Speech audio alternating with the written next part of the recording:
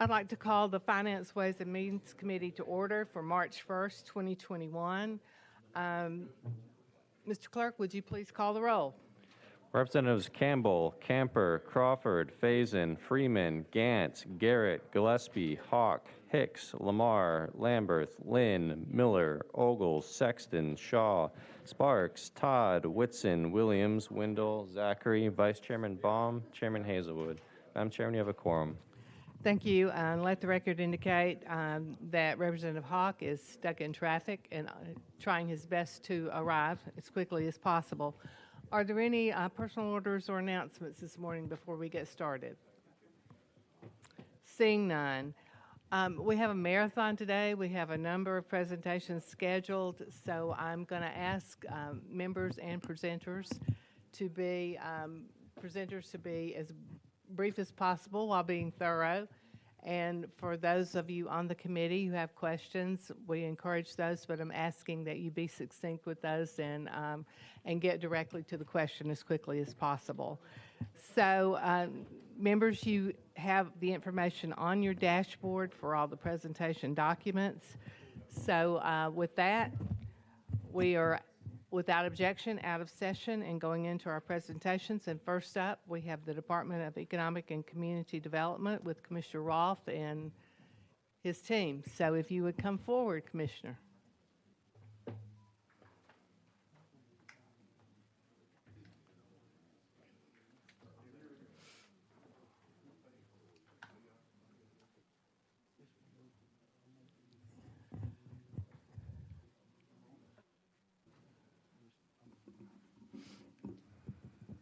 Madam Chair, you could, obviously we've got a live mic.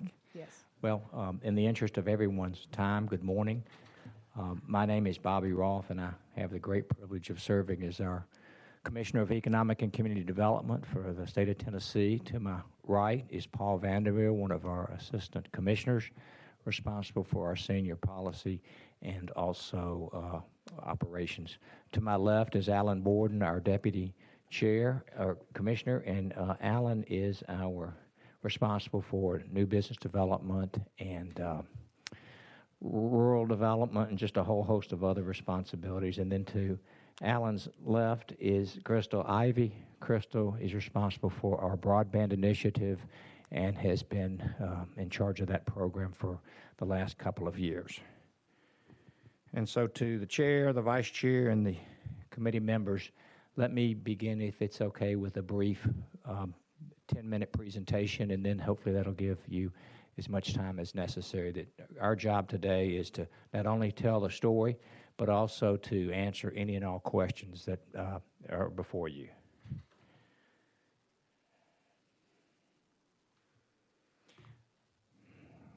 So our job, as we all know, is to market the state of Tennessee.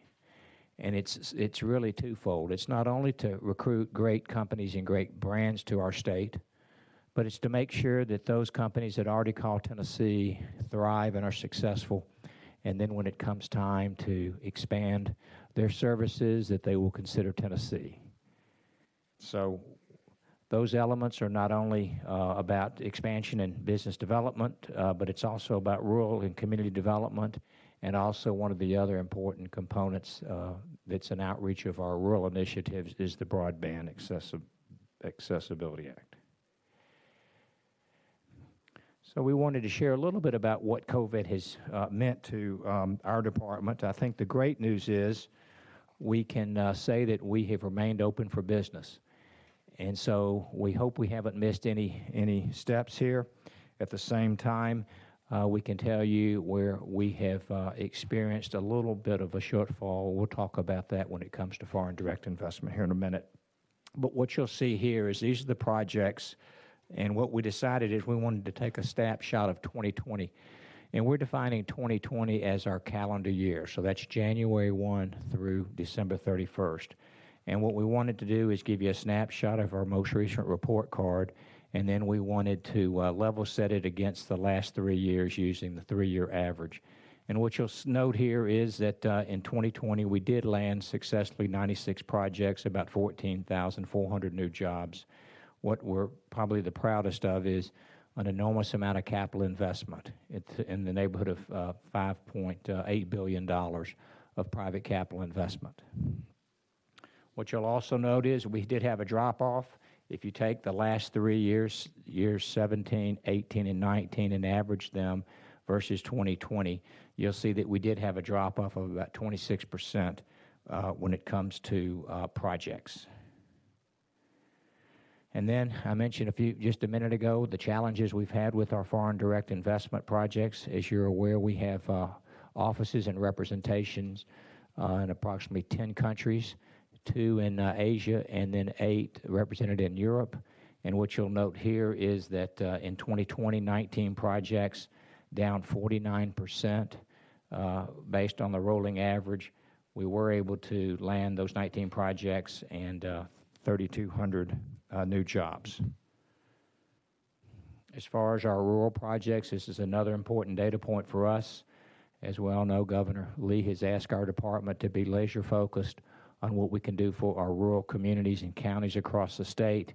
And what you'll note here is in 2020, we did land 41 of the 96 projects were in rural counties, 5,700 jobs, about $2.7 billion of capital investment. Again, what you'll note, though, when we compare 2020 to the trailing 3 years, our project numbers were down 36%. And then broadband, you're very familiar. This has you guys were way ahead of the curve years ago when you created your Broadband Accessibility Act. And what you'll note here is, thanks to the CARES dollars, last year, $61 million was available for funding. Crystal and her team basically lit up 58,000 Tennesseans across 58 counties. I think what we've all discovered is with COVID, the real importance of the broadband. When I think of telecommuting and I think of e-commerce and small business and entrepreneurism and telemedicine, K through 12, it's the thought of not having broadband is just unfathomable. As far as our report card for 2020, 96 projects, 14,400 jobs, of $5.8 billion in CapEx. I can simply say the good news is when we compared that to 2019, and we know what a challenge 2020 was, our number of projects were only off slightly compared to 2019.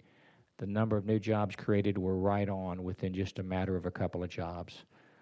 So we were able to hold our own for the most part in 2020. As far as business development, these are our 9 regions. So not only do we operate here in Nashville, but we have economic development officers that work in these 9 regions across the state. And so not only do we have that team in place, and their sole responsibility is to work with companies, as I mentioned at the outset, that call Tennessee home. And they're to make sure that these companies thrive, whether it's permitting, whether it's utilities, whether it's infrastructure, whatever we can do to make sure that their needs are taken care of. And then on top of that, here in Nashville, the group that rolls up under Alan Borden is our business development team. And these are teams that are specialized in automotive appliances. These are our pillars: distribution, third-party logistics, food and beverage, more recently, health care, life sciences, aerospace, chemicals, advanced materials, and then lastly, the HQ. And we know that is certainly a very coveted vertical.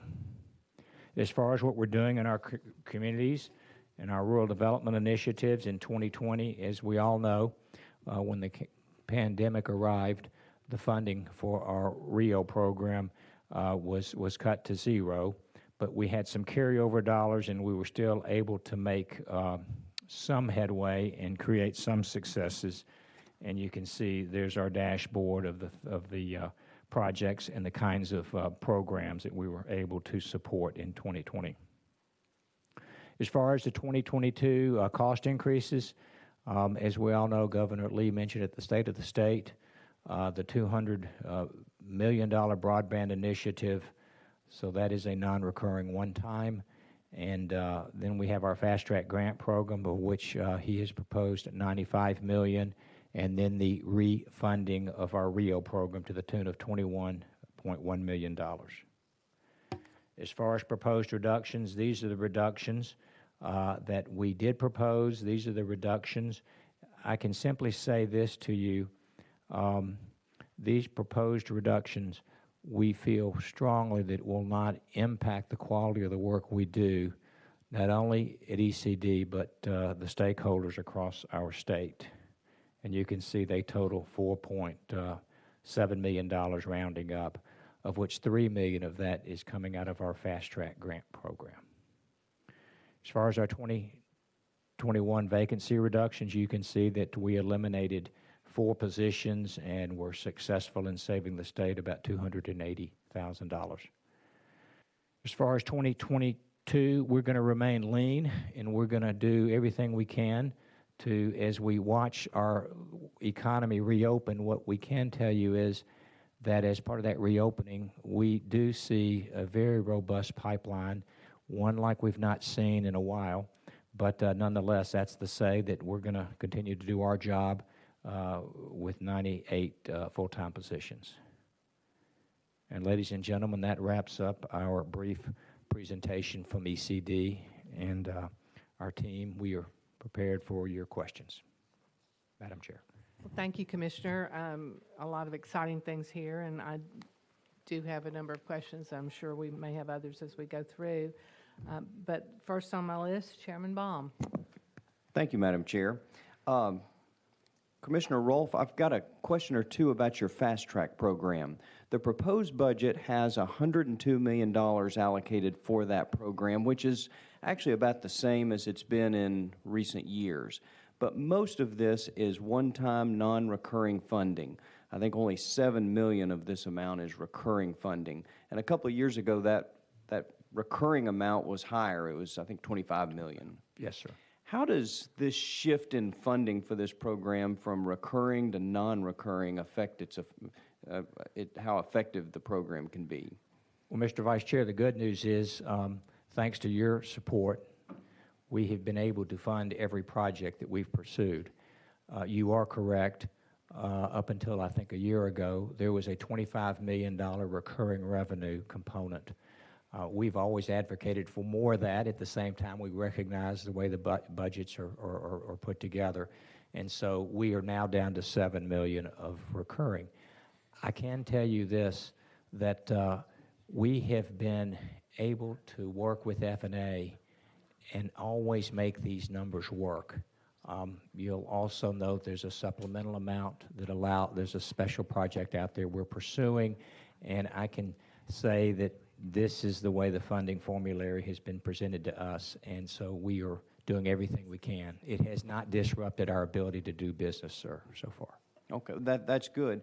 I guess I asked the question because it seems like a lot of these projects are projects that have a duration of more than 1 year. It's going to take more than 1 year for a project to reach completion. So how are you able to plan ahead for these multi-year projects when your funding seems non-recurring and on a just year-by-year basis for the Fast Track program? So, Mr. Vice Chair, we have a pay-as-you-go mindset at ECD, and what we mean by that is you're correct. You'll see that every year we roll forward several buckets worth of a lot of capital, and when we incent a project, we fund it up front as opposed to making a multiple-year commitment. And that allows us to cross our T's and dot our I's and be successful. And you're right, these projects, some of them will take 5, 6, or 7 years to be fully funded. But we've been very comfortable putting that capital up front and making that commitment as opposed to delivering a whole host of multi-year commitments that would create all kinds of challenges for you as our funding partner. Okay, good. Thank you. Next on my list, Chairman Zachary. Thank you, Madam Chair. Commissioner, welcome to you and your team. And I'd like to also welcome Sammy Arnold. We all know he's the engine behind ECD, and you got him there in the back, so we'd like to give him a special welcome. Where's Sammy? He's back there in the back, being humble back there. Commissioner, just want to talk a little bit about broadband. Yes, sir. We had a good meeting last week, and I appreciate you and your team and Leader Gant pulling that together and just the time we were able to spend just regarding clarity. But can you speak to just the number, the $200 million number? I know the expectation from your department was a probably a lower number, and the governor in his budget had proposed $200 million. And based on what's been spent over the last couple of years, and that $200 million, I know there's been some questions about, is there even a demand for $200 million? Can you just speak to that specifically and the demand of that $200 million, and if that's an annual spend, we're going to spend that now, or if you see that being spread out over the next couple of years? Yes, sir. So, Representative, that $200 million, you're right, that is a moonshot approach, which we are delighted to. I think the thinking behind the governor's proposal is that what do we need today that over the next couple of years will allow us to light up every home across our rural 80 counties. And so that is based on the data today that there are 500 or so thousand Tennesseans that have inadequate broadband. Whether they have, when I say inadequate, sir, I'm talking about, and you would know these data points, but at least broadband that has enough bandwidth to allow telemedicine, to allow telemarketing, telecommuting, anything and everything when it comes to education. So Crystal Ivy is our all broadband person, sir. And so, Crystal, do you have some thoughts and comments about the $200 million and what that time frame looks like to put those dollars to work? And will that be enough to light up Tennessee? Yeah, absolutely. Thank you, Commissioner, and thank you, Representative. So in terms of the demand that you asked about for the $200 million, in the first couple of years of the grant program, you're right, we've typically had appropriated about $15 or $20 million or so. And the demand has far exceeded the amount of funding that we've had available. Typically, we fund about a quarter to a third of the grant applications that we receive every year. So certainly the program continues to be very popular, and I think there continues to be a demand there. With the $200 million, we did a calculation based on the number of Tennesseans lacking broadband today and how much approximately we've spent to fund the homes that we've served in the first few years of the program. We came to about $400 to $500 million that it would take to serve the rest of the state with broadband access.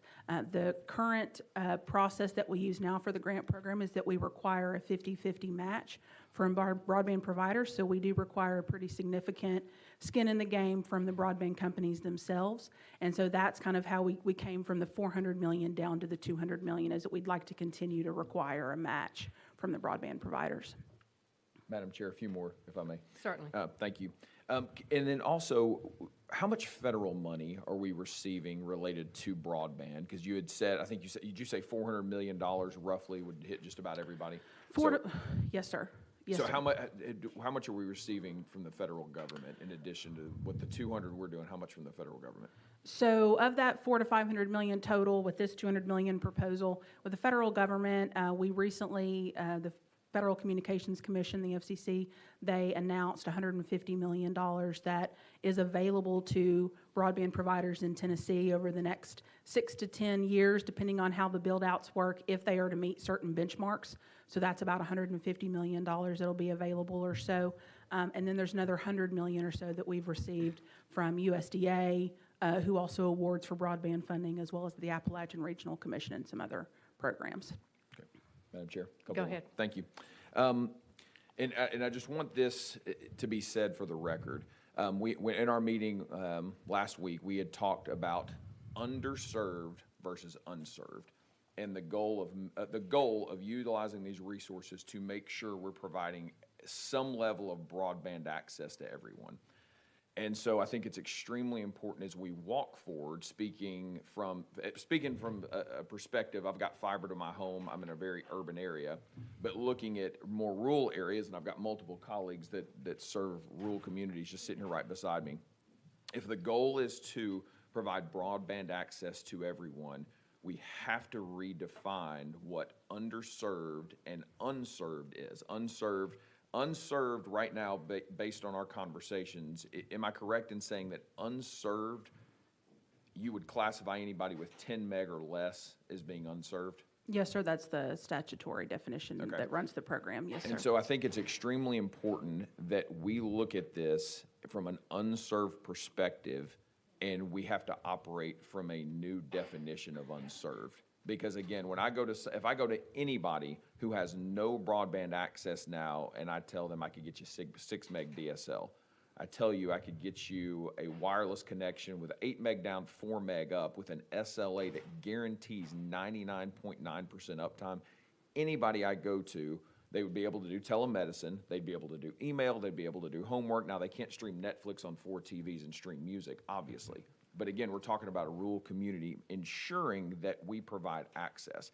And so the last thing we want to do with $350 million is run fiber to every home, which is not cost effective, run fiber to homes in rural communities, try to run coax to every one of these communities when we have, as we talked about before, when we have technology through a Windstream, which is line of sight that is used in rural communities, it's used right here in downtown Nashville, and ECD can play a vital role in pulling large entities together. Windstream and Iris, who is the largest fiber transport provider in Tennessee, they have more dark fiber in the ground than anybody in the state, and it is a Tennessee company. They only serve Tennessee.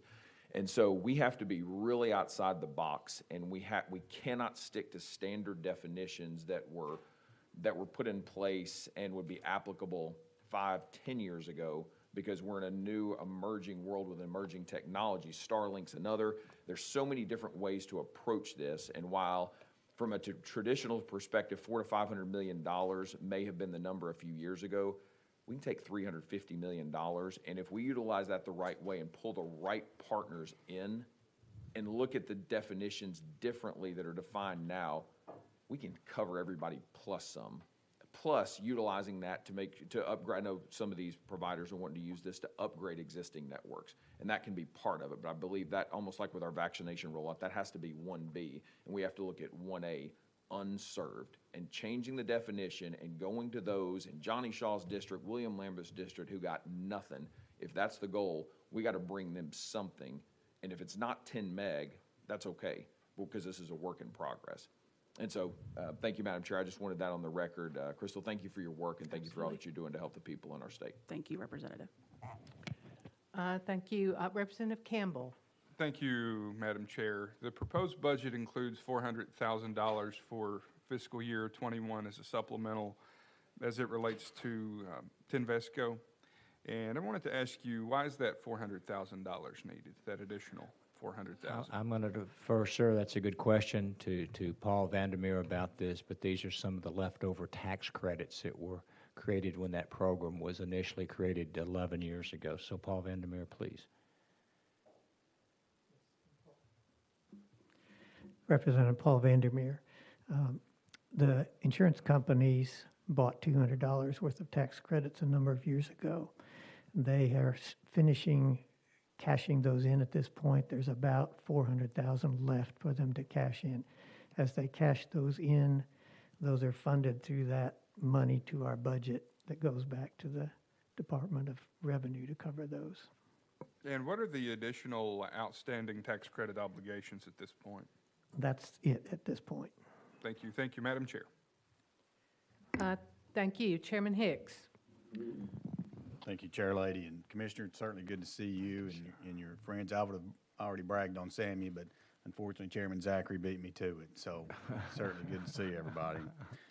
Just got a quick question. When looking at some of the things maybe that I just quite frankly don't see in this budget, is last year the $174,000 for the development districts. I think most of us understand and know the vital role that these development districts play in our communities. And so, of course, the 174 was left out last year. We put it back in there, non-recurring, and then I don't see it in there again. Is that correct? And just curious, maybe why that was not included. Yes, sir. So the development districts last year, when the world did stop, we did have to, we were faced with some very hard decisions, and so we did reduce the funding there. As you just stated, it was refunded. I can simply share with you that this was what the governor had recommended, sir, in the budget. Okay, well, thank you very much, and I certainly look forward to trying to make sure that we can make that amount whole again. So, but thank you very much. Thank you. Chairman Todd. Thank you, Chairman. I appreciate you guys being here, and we appreciate what you do for the state. I had one project that's noted at a $50 million unidentified project. Just not asking what it is, but will we know what that is prior to the budget finalization? Yes, sir. Okay, thank you. Well, Commissioner, I don't see any other questions other than mine. So if other people have questions, then please let me know. But first of all, in your presentation on the things that you're reducing, there was the membership in the ARC. So what did that buy us and what do we lose? Or are we totally a non-member now, or help me understand how that works? Yes, ma'am. We So- get a lot of things through the ARC, as I recall. Right, and they are a great federal partner.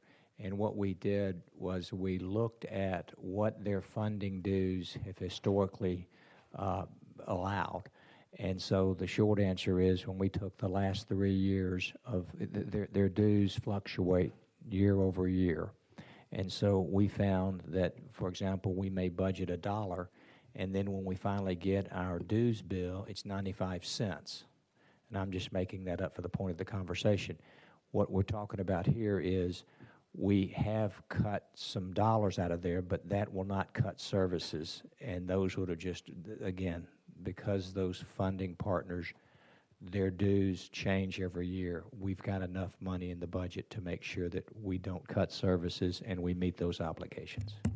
That's very comforting. I got a little nervous when I saw the reduction for the dues in the ARC, because again, I do know from my past experience in your organization that there are a number of projects that involve the ARC. Another thing that I don't see in the budget is SBIR funding for Launch Tennessee, and I know I have been, maybe some of my colleagues on this committee may have been receiving a number of emails from folks who are interested, who've either gotten that sort of funding in the past, they qualify for that funding. It does bring with it a federal, I think, 1-to-1 match. So can you tell me why it disappeared? Yes, ma'am. So, Madam Chair, that is part of our Launch Tennessee, our early stage ecosystem partner that you guys have funded forever for us, and so we thank you for that. That reduction, we had originally recommended that, but that was a reduction that came from the governor's office and the F&A team. Well, as Chairman Hicks mentioned on the development districts, that's something that I look forward with this committee to perhaps restoring in the budget, because I think, number one, it's money well spent, and number two, we have, as I understand, a number of businesses in the pipeline, small businesses who would qualify for these funds, who have proven their capability to use them when we're in an environment where small business is really under attack from all the results of a pandemic, then finding ways to help those folks be successful seems to me to be an important function of Launch Tennessee, and just of,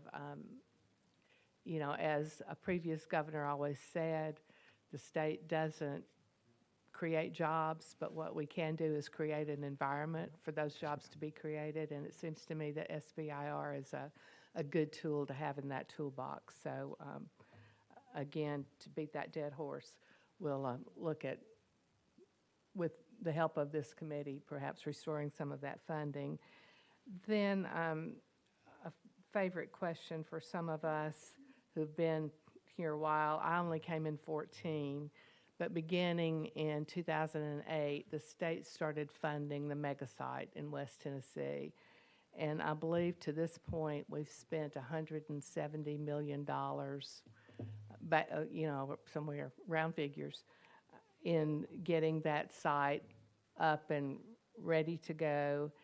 And as I recall last year, the question was asked because we put in an additional, I can't remember if it was 20 million for wastewater treatment, and the question was asked, and I know it was asked because I asked it, is this the last? You know, is this all there's going to be? This time I see that there's another $15 million included in the governor's budget, and it's identified as cost of the wastewater project. So I'm assuming that's some kind of increase over what we initially thought the cost was going to be. Can you help us, number one, understand the need for the additional $15 million?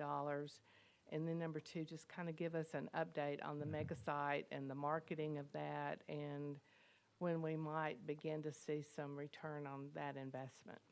Yes, ma'am. So, Madam Chair, to date, the General Assembly has funded or appropriated $175 million. To date, the state has spent $90 million.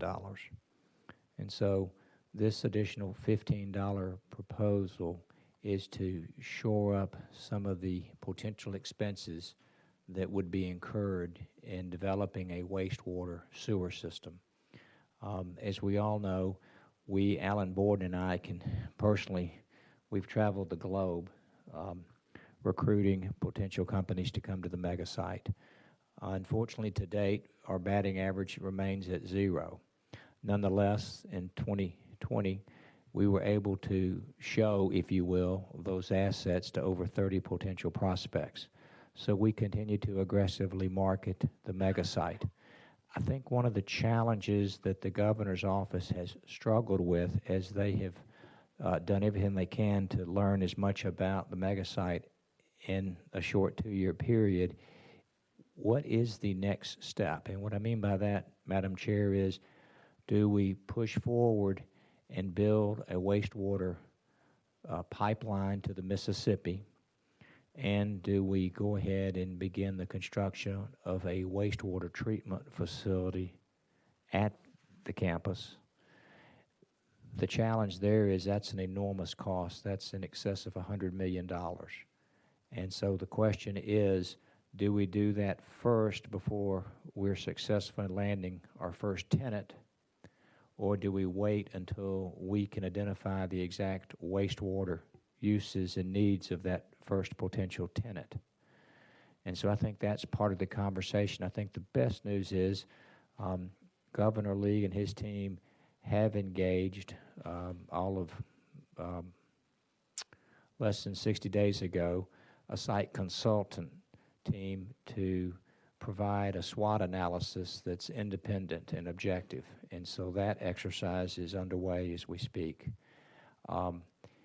I can tell you that our challenges in marketing the mega site, one data point that I'm not sure we've ever really focused on, we being ECD, is that there are about 28 other mega sites within our region that we compete against.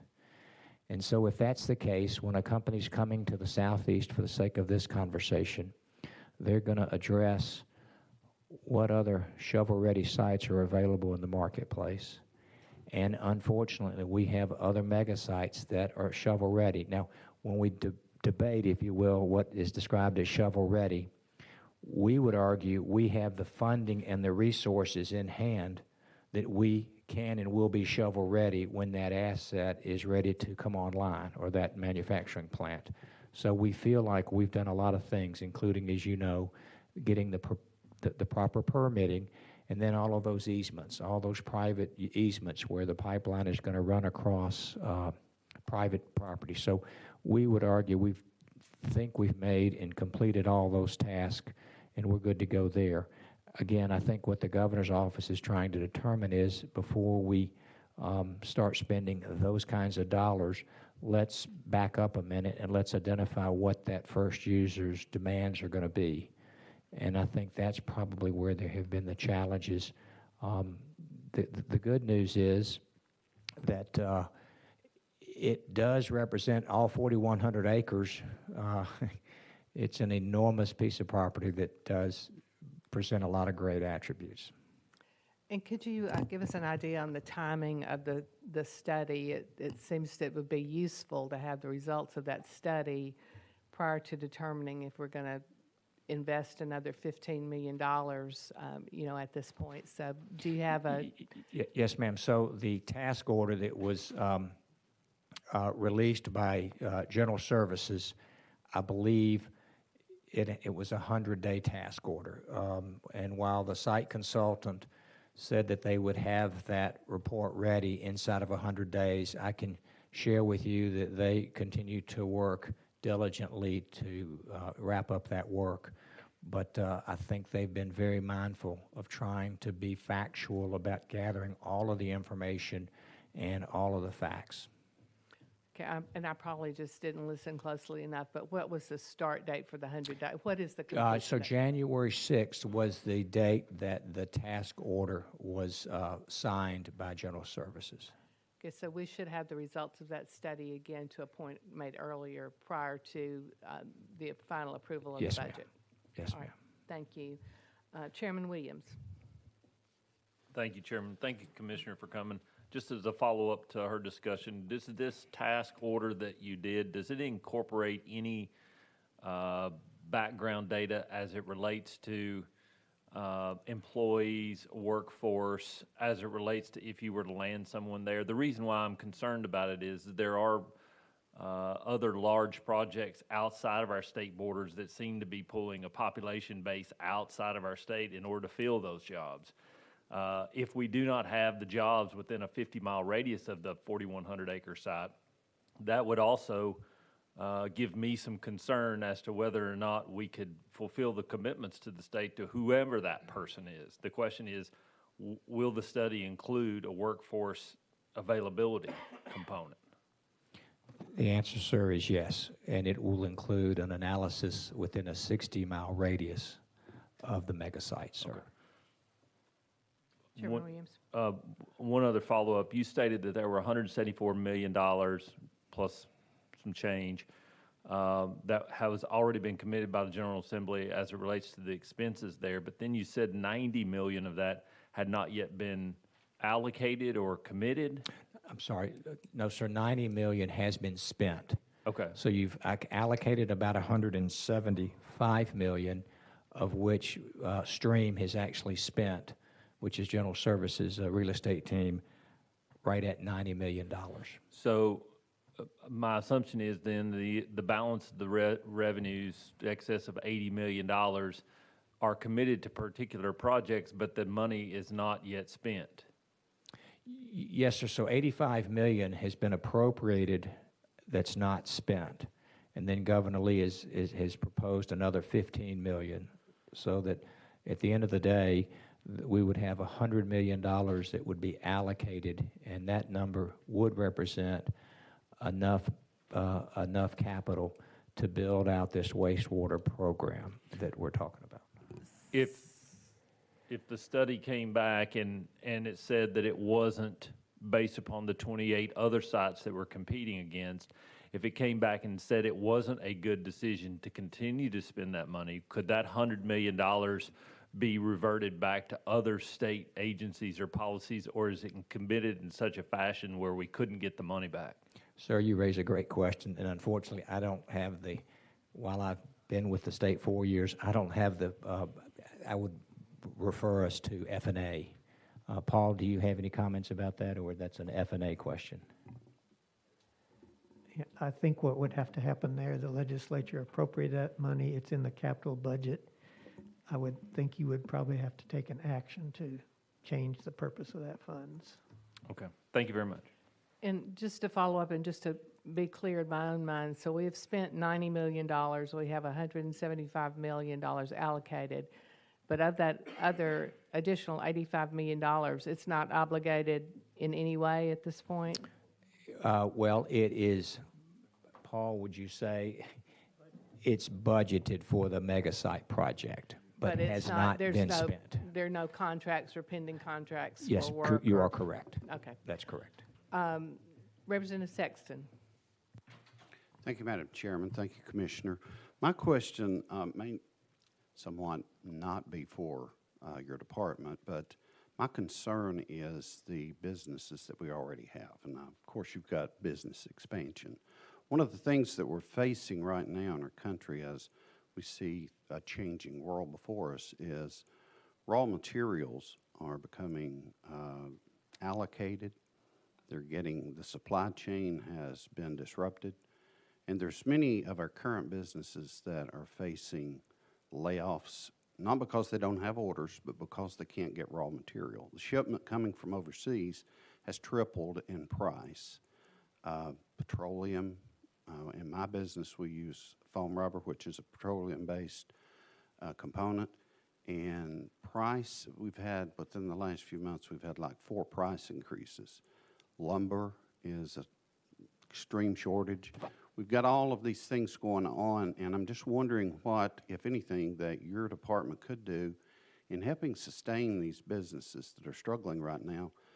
As I said, not because they don't have orders, and not because people don't work, but simply because the raw materials are just becoming a shortage. Part of that has to do with some of the executive decisions that's going on in Washington, cutting off the pipeline for fuel and different things. And I'm seeing a tremendous burden now placed upon existing businesses and what they're going to do about this. And this is not just a small business.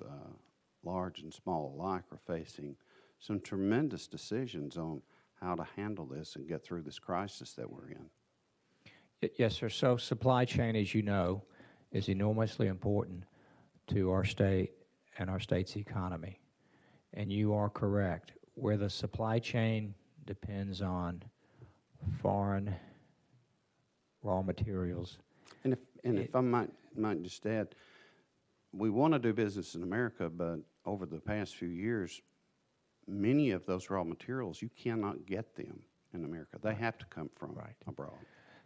I can say from a macro perspective, sir, there is an initiative across several industries of trying to reshore or bring back these jobs and the raw materials required. I can tell you most recently where we're feeling that impact in the state on a very large scale is supply chain for the OEMs. So in the advanced manufacturing, the automobile industry, we all read recently that there is a real shortage of microchips. And as we know today, just about, well, every car and every electronic whatever is run through using these chips. It's a real problem, sir. And the question is, how do you solve it? And through executive orders or mandates, how do you get there? And how do we get there sooner rather than later? Because you are right. In that particular case, we know, Tennessee is home to close to 1,000 automotive suppliers.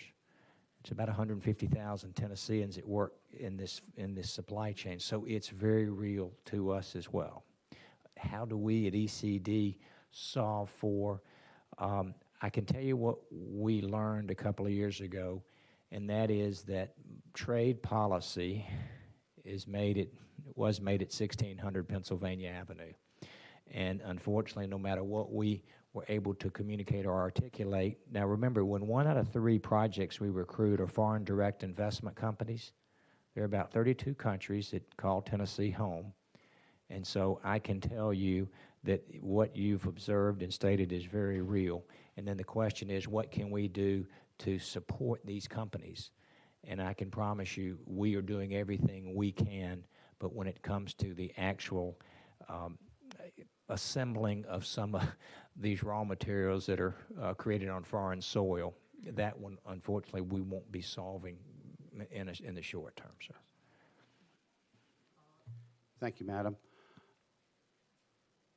My business model is also involves OEMs, and I think it's the greatest crisis that we're facing right now is raw materials. And we could see hundreds, thousands of business that will collapse if something is not done very soon. The price increases are real. They're going up almost weekly, and it's just a matter of time before that we price ourselves out of the market. So I had meetings just this week when I went back home, and with all of our customers, everybody is in a turmoil. Plywood has gone from $20-something a sheet to over $40-something a sheet. And that's if you can get it. So I think economically speaking, for our businesses, we have to focus on the here and now. And the future, of course, is important, but how do we weather this storm? Because we've got a real storm on our hands. Thank you. Yes, sir. Chairman Todd. Thank you, Chairman. Commissioner, I appreciate the allocation that previous General Assemblies have made and for the governor's commitment to placing an equal focus on the economic development in West Tennessee. The success of this project is vital to our Western Grand Division, as you well know, and we want to be efficient and effective in how we secure a tenant for this area. I have learned a great deal. We've had many conversations, and I have with your staff. I've learned a great deal about how this has progressed over the years, and I want to continue my involvement in making the best use of this property for the constituents of our state. I think it's vital, again, to our economic well-being in West Tennessee, and I appreciate the dedication that your department has made in this area, and look forward to continuing, again, that effort. Thank you, sir. Thank you. Thank you, sir. Thank you. I believe Chairman Williams, you had a follow-up question? Yes, I'm sorry. Just to follow up to the Chairman Baum's original question about fast-track monies, I don't know if you said this. I was just wondering, as somebody that's in business development myself, I like the idea of knowing there's reoccurring dollars out there that I can invest. It does seem like over the last several years, we've taken fast-track money, moved it from reoccurring dollars to non-reoccurring dollars. There is some volatility in doing that, I personally think, especially when we're making so many investments in 95 counties across the state as it relates to this money. Are you concerned at all about this being reoccurring or focusing more on non-recurring money than reoccurring money as it relates to fast track, or it doesn't matter to you? Well, no, sir. We would love for as much recurring dollars to be in that fast track bucket, but we also recognize the demands on capital across the state and the decisions that you guys are faced with. So the short answer is, while we would love more, we accept the amount, but I think what I want to articulate to this group is we have not ever had a project where this body has not been supportive and provided the resources through supplementals or capital grants, sir. So we're grateful for that. Yeah, I think that's a great question. I do know that Alan and his team is working diligently across the state to try to deploy these revenues, and so I have some trepidation that this divergence from reoccurring dollars to non-reoccurring dollars, in particularly when we have a year where financially we can't supplement it with non-reoccurring money and keep the numbers as high as they have been in the past, and so that's something I'm going to continue to look at. But I do think it's in our best interest to have them, even if less in reoccurring dollar than non-recurring. Yes, sir. Thank you.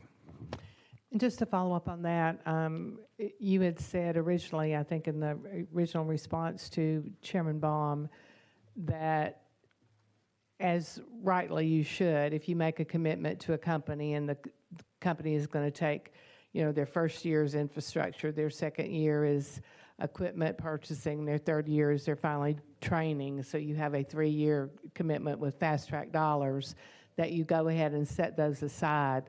So help me understand how that works if you have only $7 million recurring dollars and you have a project that is $15 million overall. Kind of walk us through that. Sure. So Madam Chair, in the current, what's proposed before you, as the governor has presented, $95 million would be non-recurring fast track, along with the other 7 that is recurring. So that would provide us a bank account, if you will, of $107 million. And so we use those dollars to make the commitments. Now, the great news about how we do this in Tennessee is that when we're recruiting companies, our formulary is based on a per net new job being created. And so if a company comes to Tennessee and says, we're going to create, for the sake of this conversation, 1,000 new jobs, And if our average fast track commitment for the sake of this conversation is $5,000 per net new job, that I believe is a $5 million commitment. So we would make that commitment. The company would sign an accountability agreement. So they would be legally bound as they take down those dollars. These are reimbursable dollars, so they have to spend the money first, and then they come to the state and ECD to be reimbursed. And then some of these projects take a couple of years to construct.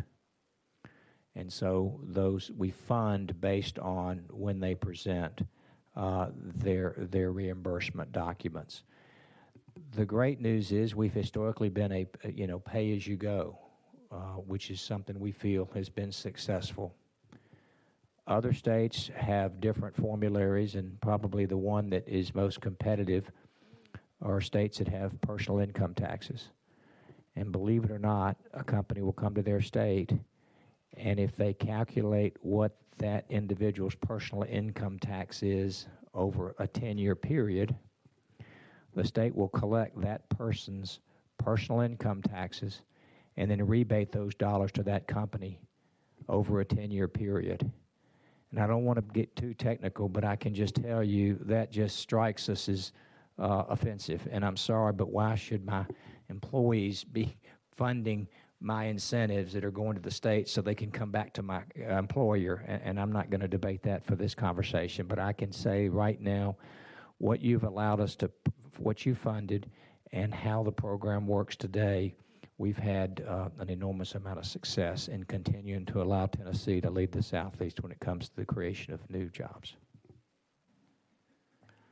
Thank you. And I don't have any further questions on my list, but I want to thank you all for the job that you've done. I think given the circumstances of this year, seeing the, while there were some negative percentages and in terms of, measuring against past years, I certainly would count 2020 very successful for Tennessee. And I know that's because of the great work that you all have done, and hopefully because some of the work that we have done as a General Assembly and as administration to give you the tools that you need to do that. So we look forward to continuing to work with you to bring jobs to all of Tennessee, all of our grand divisions. We just want to make sure that we use the dollars. They are not our dollars, they're taxpayer dollars, and we want to make sure that we use those in the best way possible to get the best return on investment for all Tennesseans. And I know that you all work hard every day to make sure that happens. So thank you again. Madam Chair, one final closing, if I could. Certainly. On behalf of the 100 colleagues I work with every day at ECD, I can tell you we ask every one of them to be forward-facing and be customer-focused. And with the pandemic, the good news is we were able to not miss a beat, except the numbers are down. What I can just leave you with as far as a closing observation is really on or about January 1st of this year, it's like the world is starting to reopen again. Now, we've got some challenges, as the representative talked about, with supply chain, but the pipeline, ladies and gentlemen, may be as robust as it's been the last couple of years. So we look forward to hopefully doing our job, and we thank you for the funding or consideration for this funding proposal. Thank you again, and again, I think that pipeline, hopefully, the things that have been done in Tennessee to make us a very business-friendly state are paying off in terms of, I've read an article, or a number of articles actually, about Tennessee being attractive. Not only retirees are interested in coming here because we have no income tax, but also just because of the business climate that again, the legislature as a whole, working with this administration and the ones before it, have worked together to perpetuate in Tennessee, so that we're hoping that we're helping you bring that business, and not only bring it and have them knock on the door, but have them sign on the dotted line. So we look forward to hearing from you next year about all the great successes in 2021 from that pent-up demand. But thank you so much for being with us. Thank you.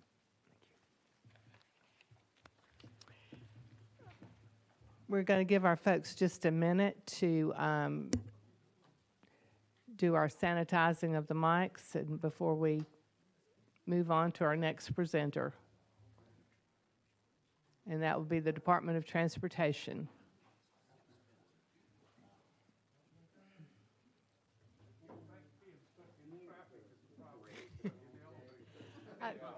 I heard.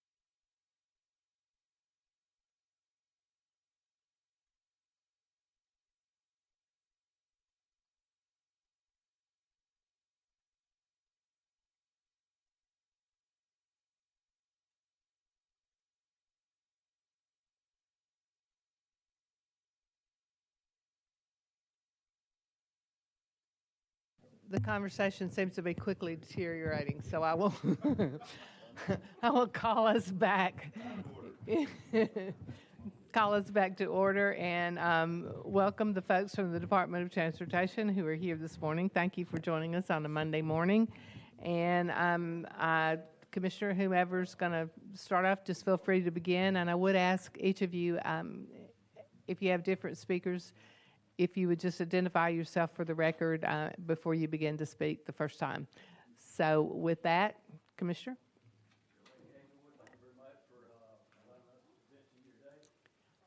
I'm not sure your mic is on. It says off. Is that working now? Okay. Chair Lady Hazelwood, thank you for allowing us to be here this morning to present our budget.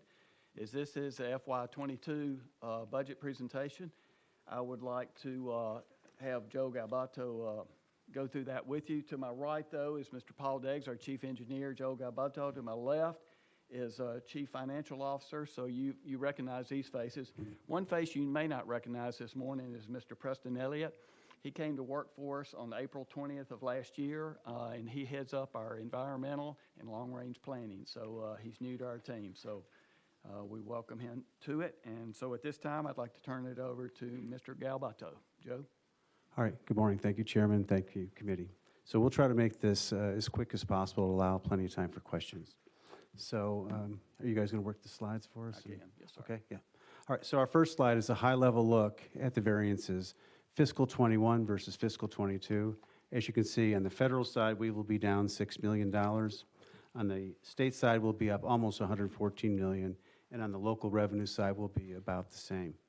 So the next three slides, we will talk about the variances in a little bit more detail.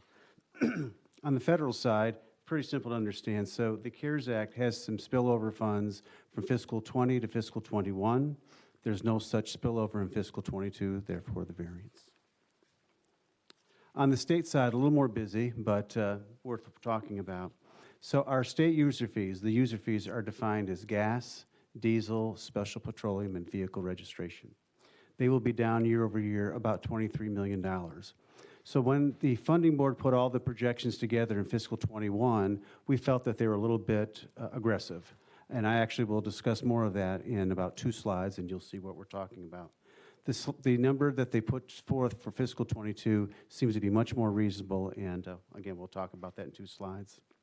The next 3 bullet points talk about the 3 initiatives that the governor wanted as far as general fund infusions into TDOT.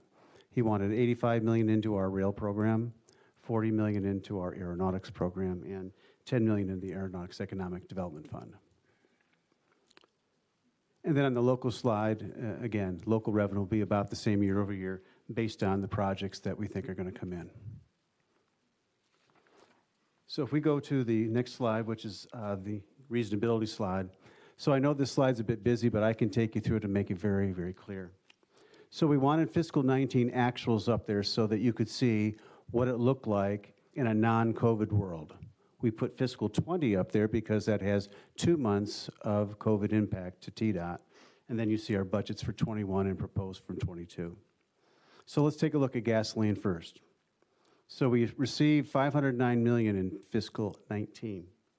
It dropped to $505 in fiscal 20 because we had 2 months of impact due to COVID. If as you remember, the Improve Act caused a phase-in of user fees for gas, diesel, propane, and natural gas. Had there not been any COVID impact in fiscal 20, gasoline probably would have been closer to to $525 million, which is a little bit less than what the budget called for 21. The funding board, as you can see, in fiscal 22 has dropped the numbers from 534 to 514 in recognition of COVID. We are concerned about that number just because as of today, our gas is trending toward 480 million or so. On the diesel side, the good news is diesel really was not impacted by COVID at all. The 186 million that you saw in fiscal 19 grew to 210 million in fiscal 20. We would expect it because of the 3-cent increase on diesel, it would have gone to 211, so essentially right on. As far as the budget for 2021 at 217 million, we're trending right toward that number now.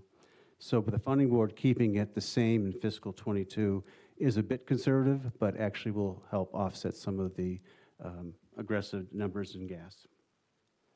The special petroleum number, that is the 1.4 cent fee. You have 1 cent fee on petroleum and all volatile fuels and a 4/10 environmental insurance fee for underground storage tank regulation. That's always hanging in the mid-30s, and that's where it's at. On vehicle registration, it was also impacted by COVID. You can see in fiscal 19, $286 million came to TDOT.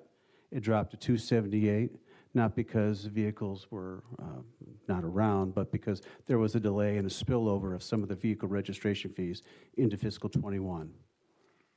And fiscal 21's numbers reflect that spillover as well as normal collections, so it should be fine. The beer and bottle tax is always somewhere between 6 and 7 million, so that continues. And then on the Transportation Equity Fund, you can see the giant increase in fiscal 20.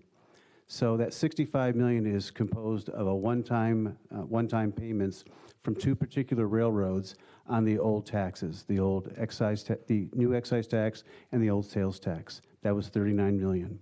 Without that 39 million, that 65 becomes 26, 24 on air and 2 on rail.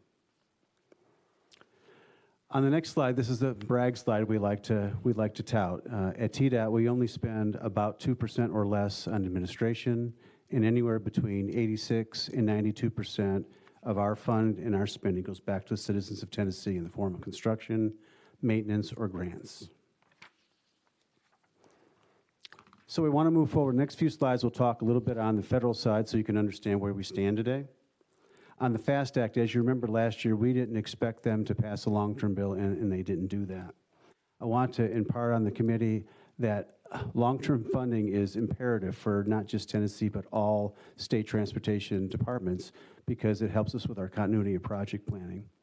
But as your chief financial officer, I would say just as important, if not more important, is stable and reliable funding.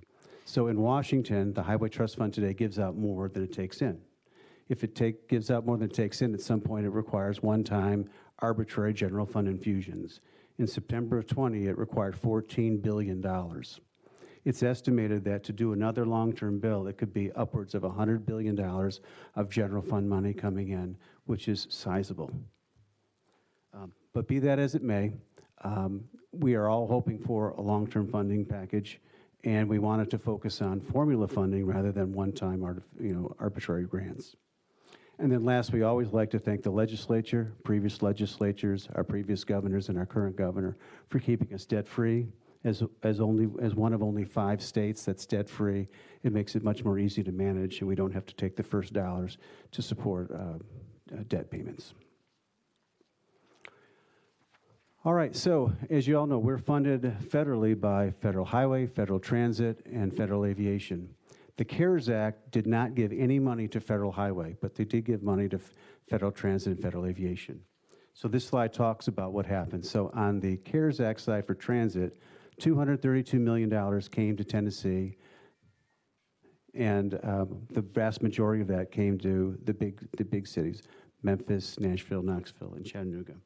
But 195 came to our small urban and rural transit agencies, and it was used. The intent was to use it for operating expenses. Obviously, with fare box revenues being down, they needed something to keep them going, and that's what CARES Act did. The next slide, actually, the same scenario happens with federal aviation. 125 million came to the state of Tennessee for aviation, most of that to the major air carrier airports. But about 4.5 million came to us for the general aviation folks. They use it for operating expenses, but they can also use it for the federal match. So, as I said, we got nothing as far as federal highway from the CARES Act, but this backstop funding, the latest coronavirus thing, gave us some money. Now, we want to be very careful with everybody so that they understand this is not stimulus. This is not money on top to do extra things. This is to fill the gap that we are, for us losing our state user fees. So as I said before, we've collected fewer dollars in fiscal 20 than we had anticipated because of Corona. That was $33 million. Right now, we're anticipating that we will be down from budget about $75 million. We think that will continue in fiscal 22 as well. So when all is said and done, fiscal 20, 21, and 22, we will be down anywhere from $180 million to $220 million. So this is just to fill the void. So cuts that we would have had to make, whether it's to projects, whether it's to different programs, will be able to be alleviated by that. I thought I would turn it over to Commissioner Paul on this next slide if they want to just mention a little bit about where we want to spend our $187 million. Paul, would you like to expand? Sure. Paul Deggs, I'm Chief Engineer with the department. So one of the things that we had to do, if you'll recall, Mr. Galbato had mentioned that we had a budget that was prepared prior to COVID hitting for the current fiscal year, or for the last fiscal year and the current fiscal year. So we had to actually go through and make cuts in our budget. So we looked at several areas in the department. One was just in our routine maintenance area. So some of the routine maintenance activities we do, grass mowing, for instance, we cut a cycle out of our grass mowing for the calendar year 21, grass mowing contracts. We also looked at we had a small structures replacement, or small culvert replacement program, does, things 6 and 8 foot wide culverts under roads and stuff like that, and just some odds and ends. So it was about $10 million that we cut out of that budget. So one of the things we were doing with some of those cuts is trying to restore areas that we cut. We also, we had a transit capital grant assistance program, and we worked with the transit providers in Tennessee, and we're able to put these dollars back into these programs to help keep things moving. But we also looked at what are some other things that you would do with when some of the one-time money came back in. So in the large MPOs, if you recall on the previous slide, got a $22 million infusion under this legislation.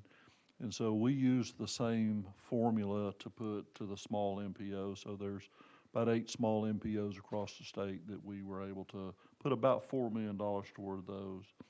$58 million of it we're going to put to just the traditional large projects that you see us letting. The Cumberland County State Route 28, US 127, we just opened bids and awarded in February as an example of a project like that.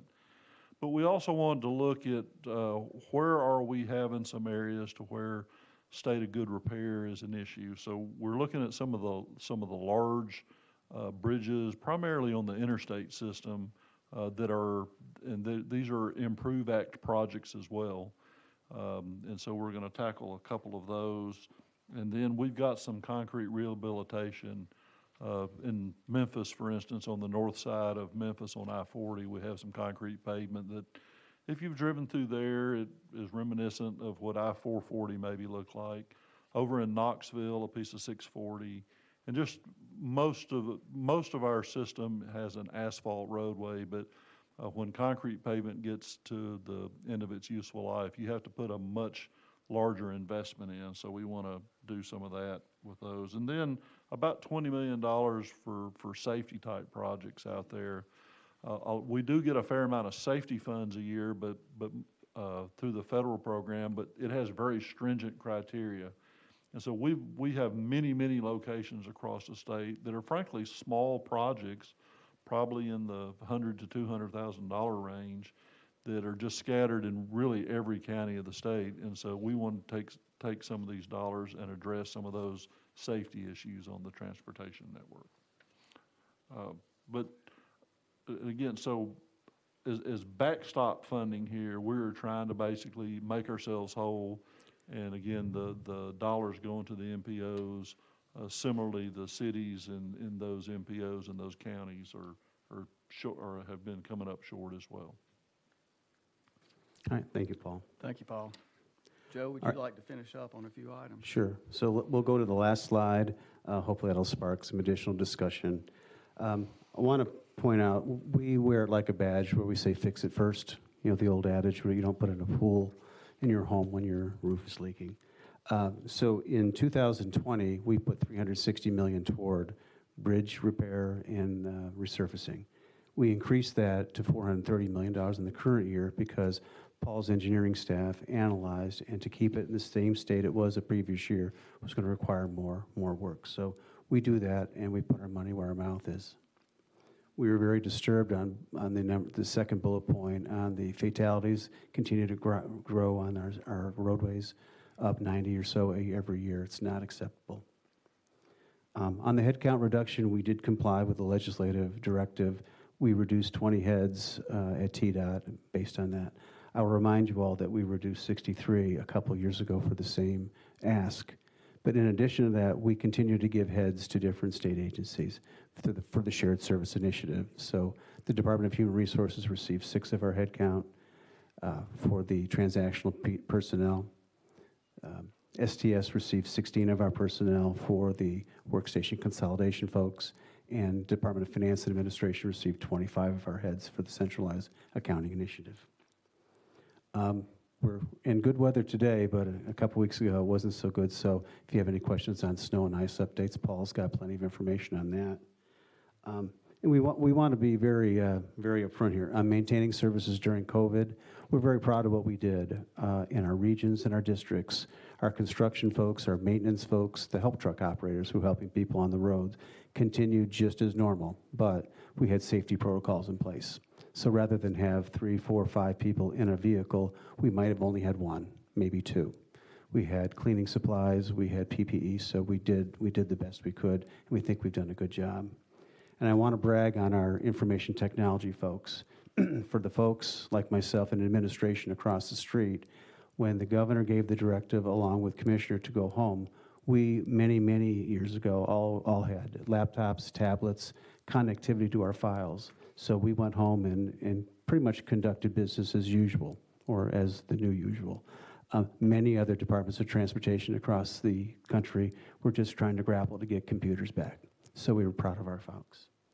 And then I think, we have a big focus on safety, and I know Commissioner wants to talk about that. So with that, I guess we'll turn it over to the committee and answer any questions you've got. Thank you, Joe. All right, so Commissioner, did you want to talk about the safety prior to questions? Or Yes, ma'am. I'll just briefly touch on that. It won't take but a minute. As Joe said, the road fatalities continue to trend up. As far as the actual numbers from year to year, we can continue to work with the Department of Safety on how we can best help them. Our mission statement is safe and reliable transportation. So we are continuing to be concerned with that. One thing I will mention to this group here, there's a work zone safety group that we put together back in June. Jay Norris, who heads up our Department of Safety within TDOT, we've got a working group between us, the Tennessee Road Builders, and also the Department of Safety to address concerns and ways we can make the actual work zones themselves for our people as well as the driving public going through those areas, make them a safer place. as far as ways we can do that. So that's one thing we're tackling that I wanted to share with you this morning. But at this time, certainly open it up for any questions you may have. And I'll begin with just a question to follow up there, and then Okay. we'll go to others. But of those fatalities, what percentage of those occur in work zones or? I can't remember the percentage of it in the work zones. I will tell you this, and this may be more than what you're asking for, and I'm going off memory right now, which is not great, but the uptrend that we have seen this past year in the numbers has more to do in the urban areas. It has more to do with speeding. It has less to do with alcohol. It has less to do with age.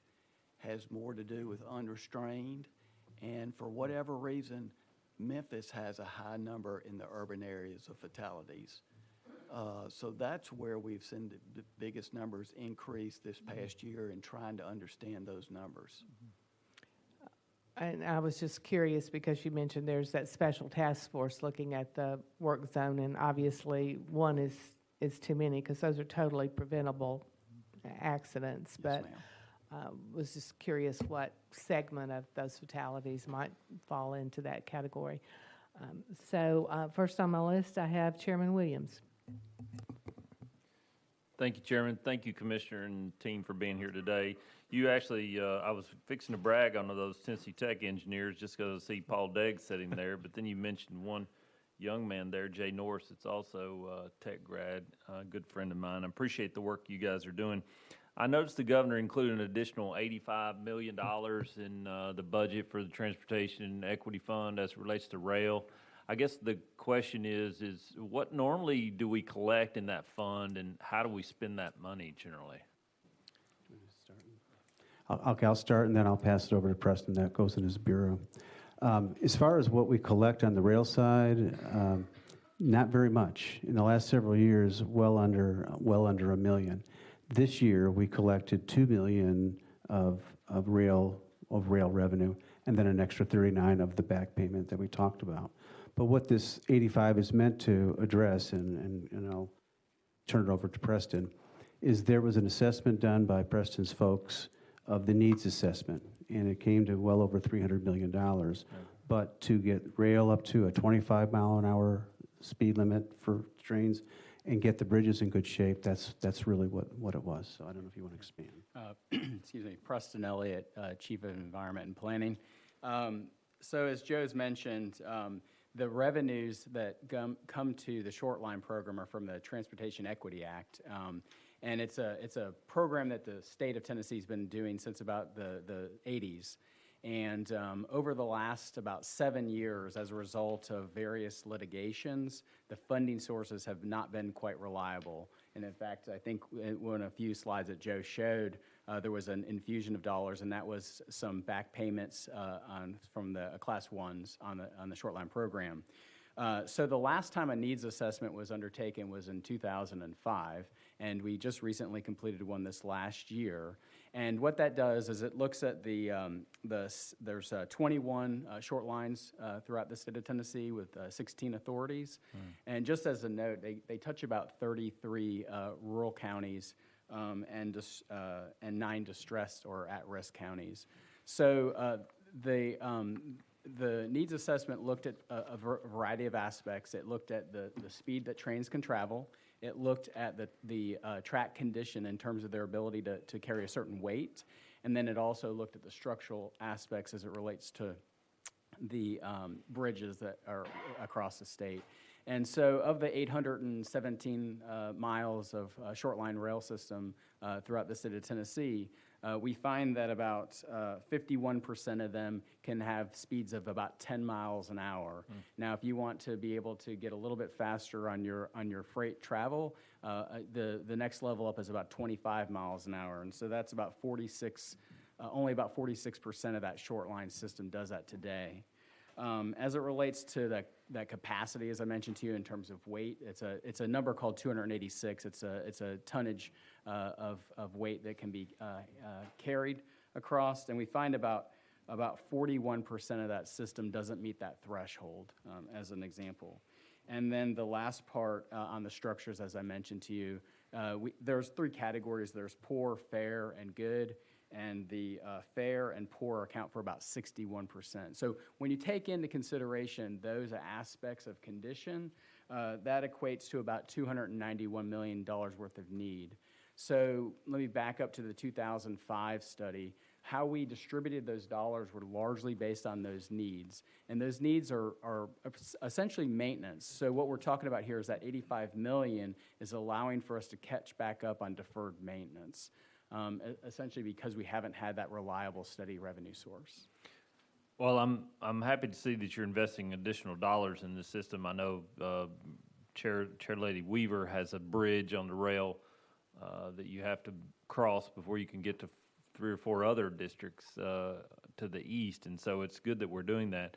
You mentioned that a $305 million assessment as it related to making the repairs that are necessary based upon the assessment. So would it be fair to say that this only gets us a third of the way there? Or? Sorry. It depends on how you look at it, but in essence, you could look at it that way. I mean, the revenue that comes in is intended to address maintenance needs. So we're going to have annually maintenance obligations, but in essence, yes. Yes. I guess, sorry, I've got one more question. You stated, or we saw in the Transportation Equity Fund, there was $143,000 that came in tax revenue, but it also, that revenue last year dropped to $41,000. I guess my question is that a byproduct of decisions that we make, or is it COVID related, or why do you see the big variant there? Do we expect to see it come back up, or is it going to be there again? So as we discussed before, so as Preston mentioned, so we are enjoined from collecting on the rail side because of the 2 lawsuits. There's a lawsuit on the original sales tax that's still ongoing. We're hoping it's going to be resolved soon.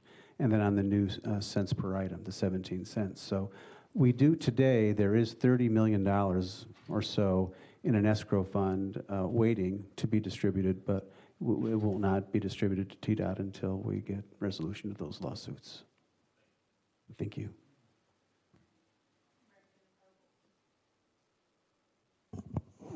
Thank you, Madam Chair, and thank you for being here today. Speaking of lawsuits, TDOT is involved with 2 lawsuits involving Class 1 railroads regarding the tax on diesel fuel. Do we know exactly can you tell us where we're at on these lawsuits and how much revenue is either being withheld or taxes associated with those, that litigation? Joe, you want to? Sure. So the original rail tax was was a sales tax, a percentage, and that I think has been, Paul, correct me if I'm wrong, I think we've got favorable reviews on that, but it's not completely solid yet. On the current excise tax, it's still ongoing. So we're enjoined from bringing those to TDOT. So there's about $30.1 million in escrow today. Yeah, I think just to be clear, the lawsuit was on the original tax was brought. It was an equity issue that the Class 1 rails sued over.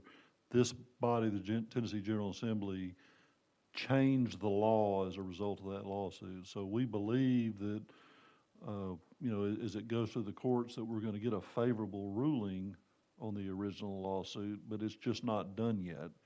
But even if we do get a favorable ruling, we're not going to have to, then we don't have to pay back a bunch of money. We should get a one-time sum of maybe $30 million or so. The second lawsuit is still fairly early, I guess, if you will, in the process, and it takes years to go through that. We're largely powerless, just at the mercy of the courts, if you will, for it to work its way through.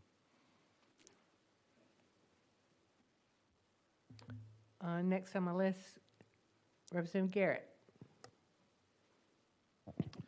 Thank you, Madam Chair. Thank you all for being here. You all have a massive amount of personnel, a massive amount of projects dealing from the federal government all the way down to our cities and local counties, and I just appreciate the work that you all do.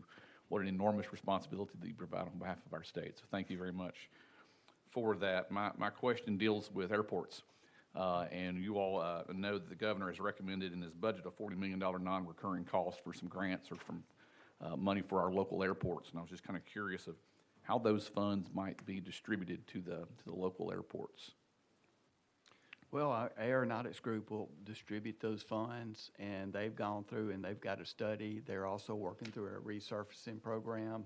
So part of that economic study that we just shared recently, we've got the information through that as far as what our needs are to either increase the level of the quality of our general aviation airports or keep them trending, treading water basically.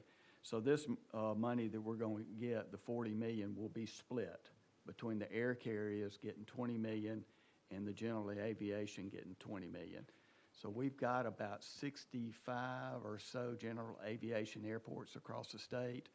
So $20 million will not really get us trending upwards as far as the maintenance of the of the paving out there, the hangars, and et cetera that are out there. So it's we're just going to keep continuing treading water, but the $20 million will certainly be put to good use, though. Okay. Yeah, thank you, Madam Chair. Just a couple follow-ups. Will that be a grant-based program for our local general aviation programs? There'll be a grants where they can apply to? Yeah. So, okay. Then finally, I guess, is there any overlap in the funds for the federal COVID relief that are providing any money toward this $40 million or the $20 million for this particular budget item? We did get some money through COVID, but it was only, what, about $4 million, Joe? Right, so on the CARES Act, 125 came to Tennessee, $4.5 million came to the general aviation airports. That was mostly for operating expenses, keeping salaries, keeping cleaning supplies and whatnot. On the coronavirus, I didn't mention that, and I should have probably done that. So the CRRSSA, the Coronavirus Relief Act, 43.9 came to the state of Tennessee, 42.8 came to the major airports, the air carrier airports, 1.1 came to general aviation. So it's a very small amount, but again, every little bit helps for our general aviation. That's right. Okay.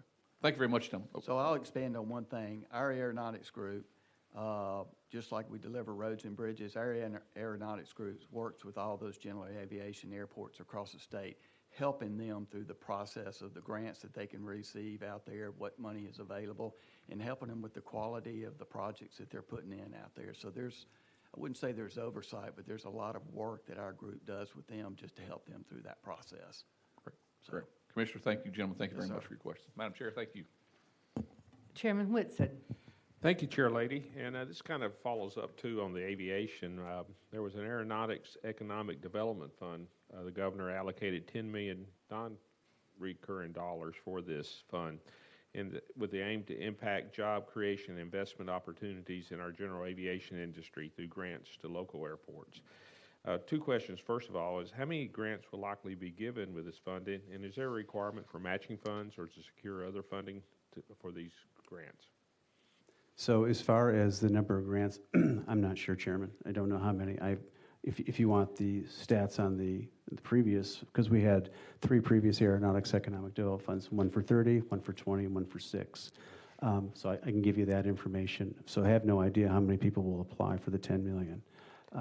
What was the other question? The other one, would there be a requirement Oh, yes. for matching funds Yes, or other resources? Correct. So we have a 90-10 match. That 90% state, 10% local match.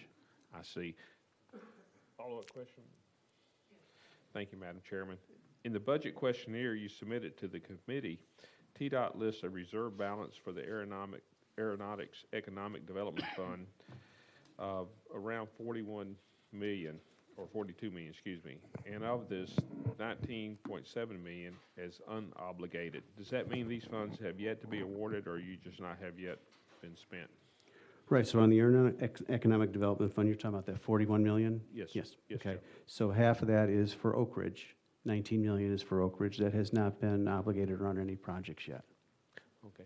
And Commissioner, I just want to tell you, I really enjoy working with your team, especially your legislative team. They've been very responsive, and look forward to seeing you guys in committee this year. Thank you, sir. Thank you. All right, next on the list is Chairman Hawk. Thank you, Madam Chair, Commissioner, and your team. Thank you so much. I appreciate all the work that you do and have done. The slide that we had on the FAST Act, can you give me that breakdown one more time? We've extended it. It was set to expire on the prior federal fiscal year, but it's been extended for a year. What kind of impact is that having on our budgeting, and are we in danger of losing any federal revenues should we not be ready to spend it all? Okay, so yes, it's a good question, Chairman. So it was extended 1 year, so it was supposed to expire September 30th of 20. It's now going to expire September 30th of 21. What they did was, and we kept this in our budget, we anticipated that they would kick the can down the road and the funding in 21 would be equivalent to fiscal 20, and so that's what we've done. We have, as far as we're aware of, there's no danger of losing any federal funds. We are hopeful, as we said in the presentation, we have some backstop funding to fill some of the gaping holes from our user fee collections at the state side. We're hopeful for a stimulus package too from the Biden administration, but that hope springs eternal right now. If I could follow up. Thank you, Madam Chair. As we look at this as well, hope springs eternal. I understand the optimism there. So I want to go to another slide where we're talking the discussion items / state. And we did talk briefly about the Fix It First program, 360 million to 430 million. What's the source of those funds? And if you mentioned it, forgive me, but what's the source of those funds? Well, the source of the funds, those are state funds. Okay. So, but we have of that 430 million, about 100 million is state and about 330 is federal. So what we do each year, when Paul and all of us put the 3-year plan together, we pull that money off the top. But again, there's 330 on the federal side, about 99 to 100 million on the state side. And that's actually broken up into, this year, be about 280 million on resurfacing and about 150 on bridge repair. And last follow-up, I promise, Madam Chair, as we're talking about the potential over collections and as we're looking to close out this budget, are we looking to utilize those facility maintenance dollars with any of our road facilities? And I know we're talking about a lot of capital improvements to buildings, to higher ed buildings and things of that nature.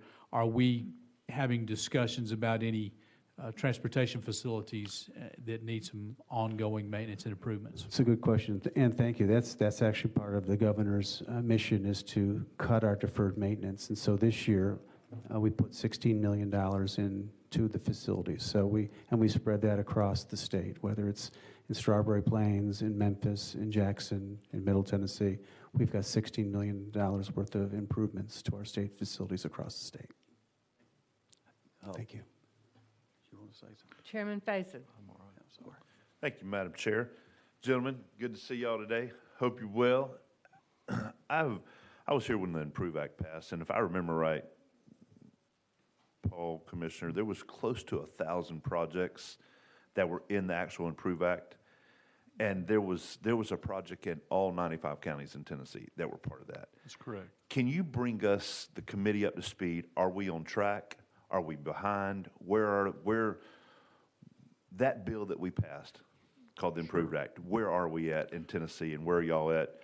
How's it looking? Sure. So just to give you kind of where we're at, there were 962 specific projects listed. I will note that the legislation also directed us to maintain a state of good repair with resurfacing programs and things of that nature.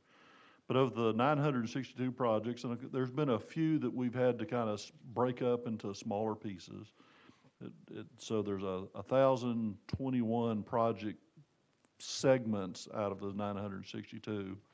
We have 320 of them were in the engineering phase, 90 of them were in right-of-way, 92 in construction. We've completed 122 of them, and about 397 we have not started yet. And when I say not started, we have not budgeted the engineering work. We are doing the conceptual work on those projects to get so when we're ready to budget the engineering, that we can go right to work and we don't have to start from scratch. So if you do the math, that's about 61% of the projects are either underway or completed right now. Your question about on track to answer that question, the legislation that was passed is not indexed to inflation. And so we're seeing about 5% inflation a year in transportation programs. So it's hard for us to put a hard completion date, but at the time we were thinking that probably between 15 and 20 years to deliver the projects. Here we are going into the fourth year of its implementation, and we're at 60%. So I think that we're doing well in meeting the objectives that the General Assembly put forth in the legislation, and I feel pretty good now. If we can find one-time money grant programs, we have been successful in the last several years. There have been several grant programs on the federal side that we've applied for. Lamar Avenue in Memphis, for instance, was it was included in the IMPROVE Act, and we were able to get a $71 million grant. Now it's a $300 or $400 million project, but $71 million is a lot of money. So we keep moving forward and using some of the tools that General Assembly has provided us through some different alternative delivery aspects to help try to get these projects going quickly.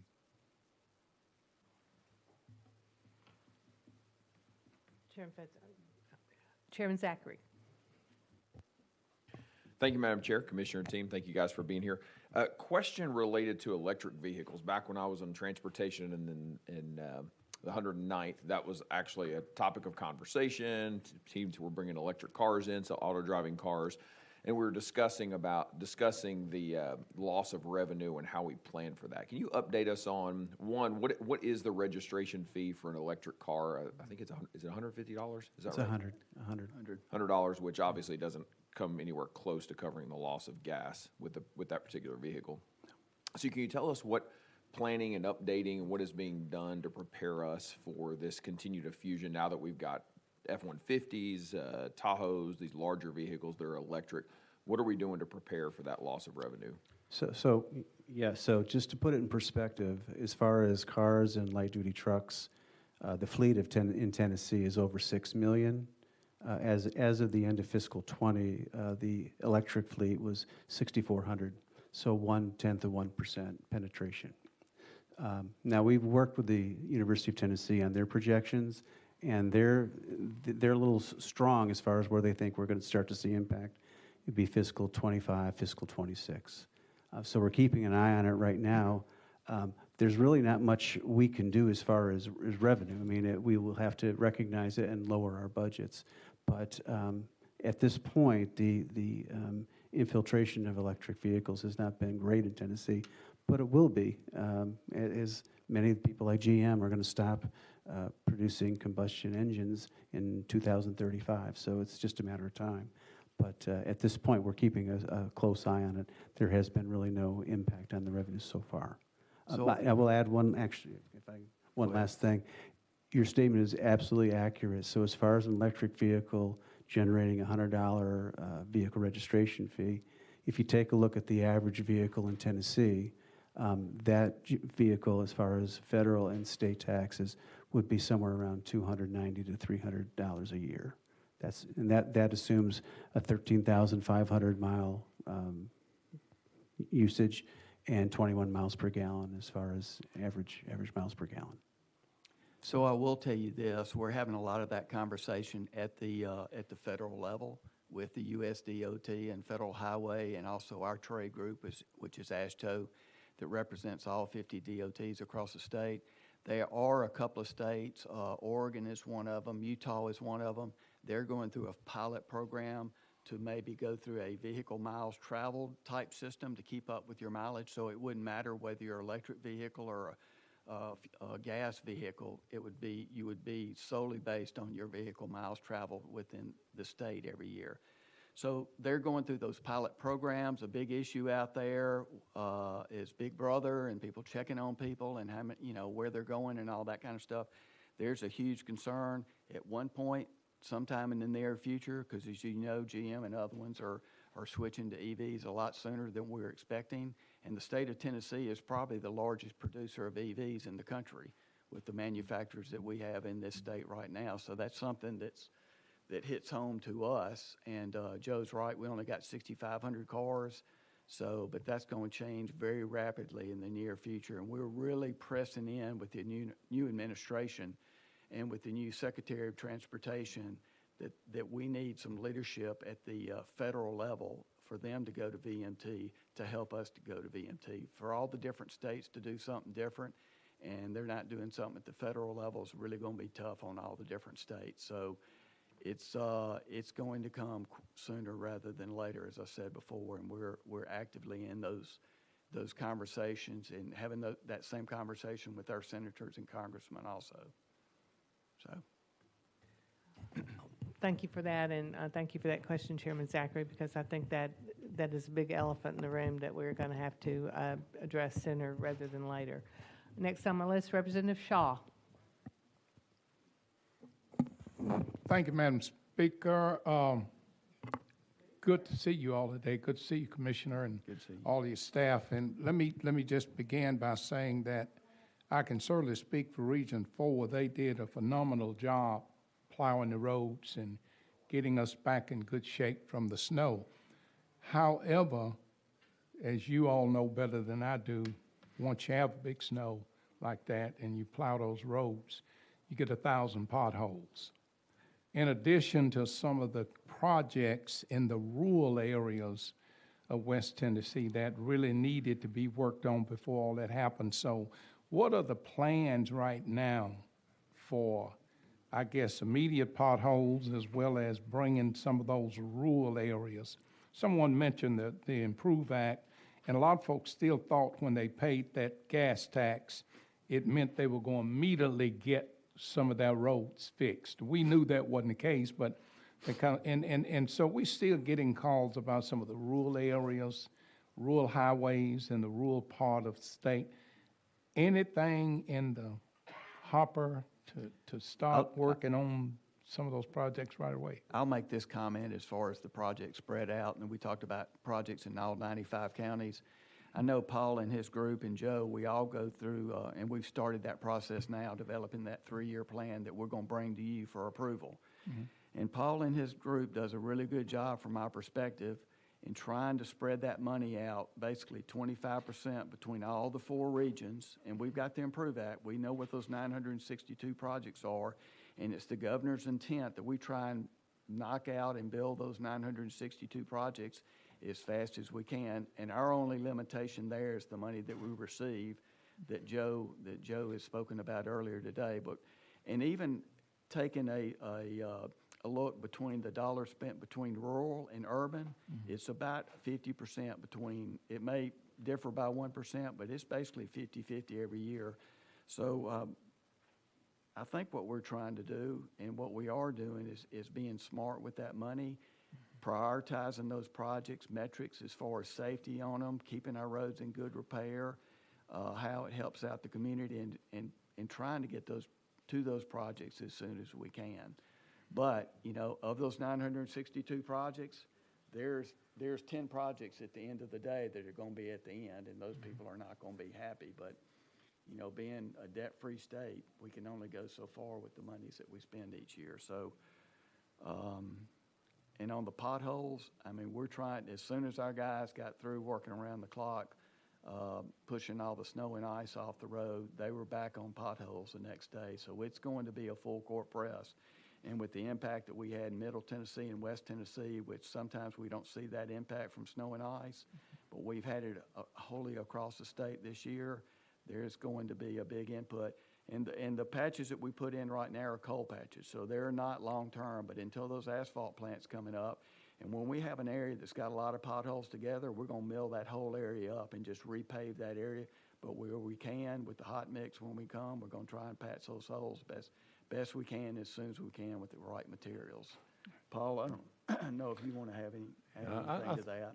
Well, you know, Representative, the equity issue is very much on our mind. So we look at where the people live in Tennessee and where the roads are in Tennessee. And it's very important that we balance that. So one of the things that when we put our resurfacing program, we put our 3-year program with the large projects together, we're trying to get that balance across the state. So we look both the geographical spread across the state and the urban and rural mix. And so it is very important, but to be honest, when we do it right, that just means everybody complains that, where's my project? And so we're just trying to be smart about it. And when it comes to the potholes, I think the commissioner kind of explained the first thing we do is get out there and try to get them filled up with something. About mid-March, mid to late March, depending on the weather, the asphalt producers will be able to open up their plants. There's a few of them open right now, but by and large, they shut those down in the wintertime. And we'll be able to when we get hot mix in, we'll be able to do more permanent patches. Follow up. Thank you. Well, Paul, first of all, you know, we like to just bug you, you know, that's part of what we like to do, but I appreciate that. I did want to ask, how much involvement do the road builders get in the pothole part, or do they just do the paving? Is there, or do they help y'all do all of that? So I would say we've got 3 basic tools that we use. So as far as just patching potholes, that's our maintenance crews, patching potholes. When we get out of the winter weather, we have our traditional highway letting. So for instance, interstate resurfacing work, we let those projects in December, so they're already on the books, and we'll start as soon as the weather breaks. State routes, we let those in the February, so we've already awarded a lot of February work for this summer. So for February and March, we'll let a lot of contracts. We will have another round of resurfacing contracts in the June, July lettings. But then the third piece is through the Department of General Services, we have it's basically a commodities contract we call our on-call contract. And it works 2 ways. We've got some staff that can do light paving if I need to do a small patch somewhere. And then we also have this in-place contract to where these are maintenance dollars, to where we contract directly with contractors through this type of contract, and it's a per ton, per mile haul method. So really 3 or 4 different tools we use to try to allow us to get out there quickly, but also the long-term fixes are scheduled in advance of the weather as well. Well, thank y'all for what you're doing on the Jackson project. We appreciate it very much. And again, thank you for what you do. Thank you. Next up is Chairman Todd. Thank you, Chairman Baum. Commissioner, appreciate you and your team being here today. And I think my comments generally are probably for Deputy Commissioner Deggs, and they revolve around the safety that was mentioned earlier and some observations that I've had. So the response I guess I'm looking for here is not a lot of specifics, but just to know that you're aware and looking into these issues. One is bridge approaches, and I've talked to some of your staff already about some things I have observed primarily on 840 and on 269 around Memphis, and how rough these bridge approaches are, and it literally littered with trailer parts following those approaches. And it's just disconcerting for me to see that and then to experience it. I was hauling a refrigerator to my son in Huntsville, Alabama several months ago, and really debated hard about going around 840, and I had to take it extra slow and still had to stop a couple of times to retie the unit because it was so rough going over these approaches, and I'm not in some beater pickup truck. So that's a concern, and I don't know if that comes into design or specifications. But that's really what I'm asking for, is for you to really review that and look at how, and I know that's years ago that these were put in, 269 not all that long ago, and it's been pretty rough since day one, and so that's a concern. Also, work zones have been mentioned, and I've noticed the transition lanes and ramps in some of the work zones. The paving and just the angles are kind of rough from the standpoint of a driver. And I just would like for you to look into that a little bit and see if those are being done in the best manner best manner that they can be, so that people can properly make those transitions and safely get through those zones. The other thing is spot repairs, I guess I'll call it. I've noticed on 840 specifically and a few other places where some problem spots have been supposedly repaired, where they'll go in and excavate or do something to a spot that's been rough for some time, breaking up, sinking, whatever it might be.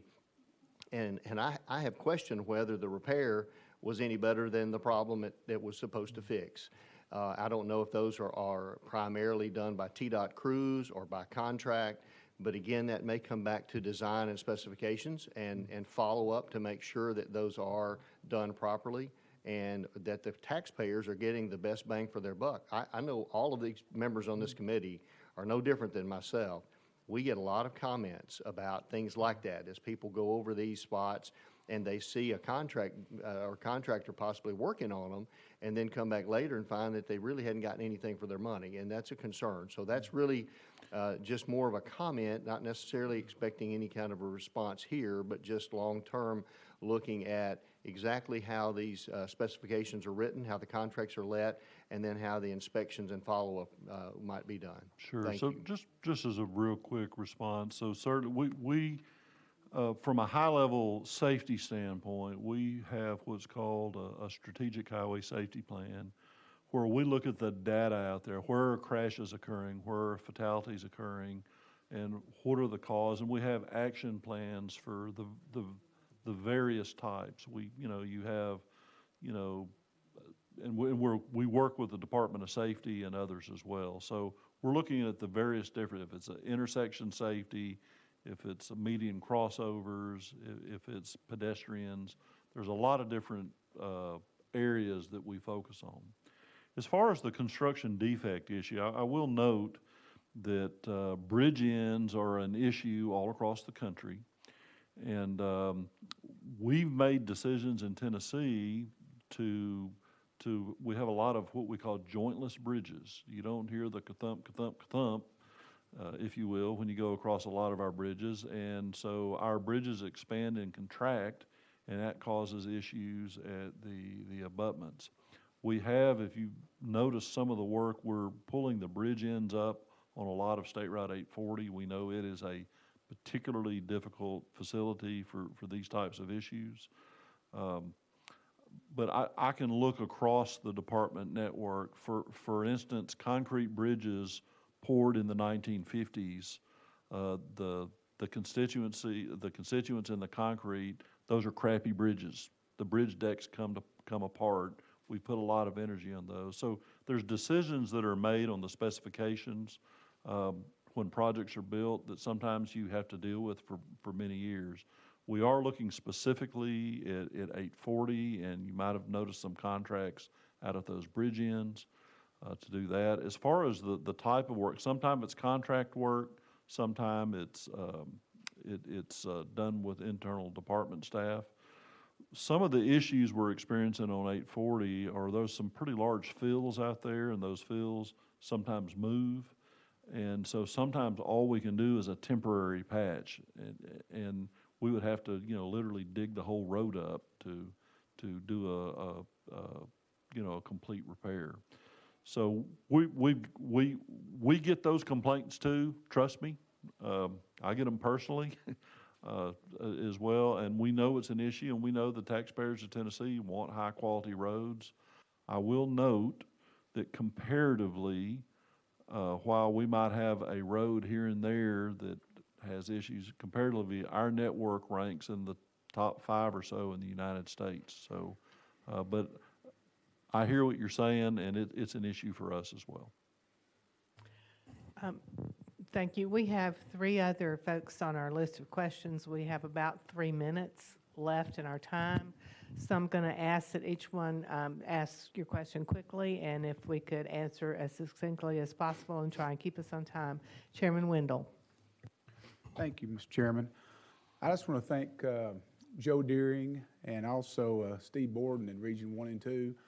Those of us that live in the Chattanooga region certainly appreciate the response that your department gave in the last few weeks. It's professional, and I don't want to overlook that, but I want to thank the department for their prompt and professional and courteous response to county and local governments when they had issues, and we appreciate it very much. And it's a reflection on your department, and in my opinion, it's a direct reflection not just on you, but on Paul Deggs, because, I mean, those guys are just like him, and they respond, and they do a great job, and we appreciate them. Yes, sir. Thank you. Thank you. I'll let 'em Leader know. Camper. Thank you, Madam Chair. Thank you, Mr. Commissioner. A few years ago, I had a bill that would incentivize companies to flip trucks so they don't sit idle. And we went to the department. The department thought it was a good idea. We didn't pass the bill. But one of the things that came out of that from the department was this discussion around autonomous trucks. And you all had a full presentation and showed 3 or 4 trucks all hooked together and going across the country. You have any kind of update that you can provide on that? You can give it to me offline. I'm just curious about it. I thought about bringing that bill back because we were losing truck drivers and things like that. And we're trying to find a way to rectify. There's some updates out there. I don't have them specifically for you, but let us follow up. I appreciate it. Thank you. Yes, ma'am. Thank you, Madam Chair. Representative Sparks. Real quick, just want to thank you, Commissioner. You're recently in the community. Thank you, Paul, and your whole staff. We can always brag on TDOT, at least I can. And we get a little frustrated sometimes, but looks like Jefferson Pike's on board. I think we've got an event coming up. I want to thank my mayor, Mayor Reed, and Brian Hercules. We've been working on that for many, many years. You've traveled that road, so I'm excited. But I want to thank your help truck drivers. I think one of them helped me a few years ago. I always remember your predecessor, Commissioner Bright, talking about the low pay of your TDOT trucks and a guy being killed. He said, and it always touched me. He said that guy gave his life for $23,000 a year. So thank you for the work y'all are doing, and just keep it up. Thank you. All right, that completes our questions. I will just add my thanks to those that have already been rendered here. And while we know, as Mr. Deggs has so well articulated, nobody has ever called you the first time to thank you for fixing a pothole or a bridge abutment. I'm quite sure we only talk about the negative, but we appreciate the response, and we do appreciate the good roads in Tennessee. I think that's one of the many reasons, and good roads are huge. They're a necessity for us to continue to attract businesses and jobs to Tennessee. So thank you for what you do in helping us to make that happen.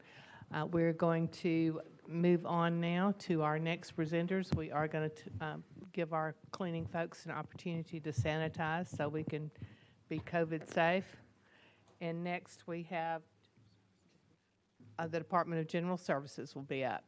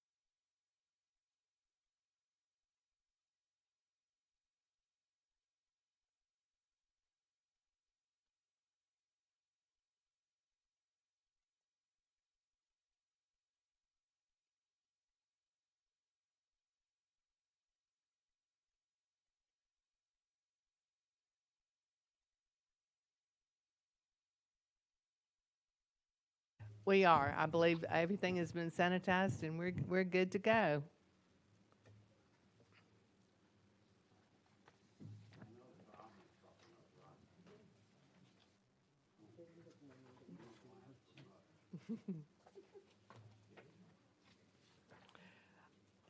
If you would, just introduce yourselves and before you start speaking for the record. And this is our General Services budget hearing here on March the 1st for the remnant who remain.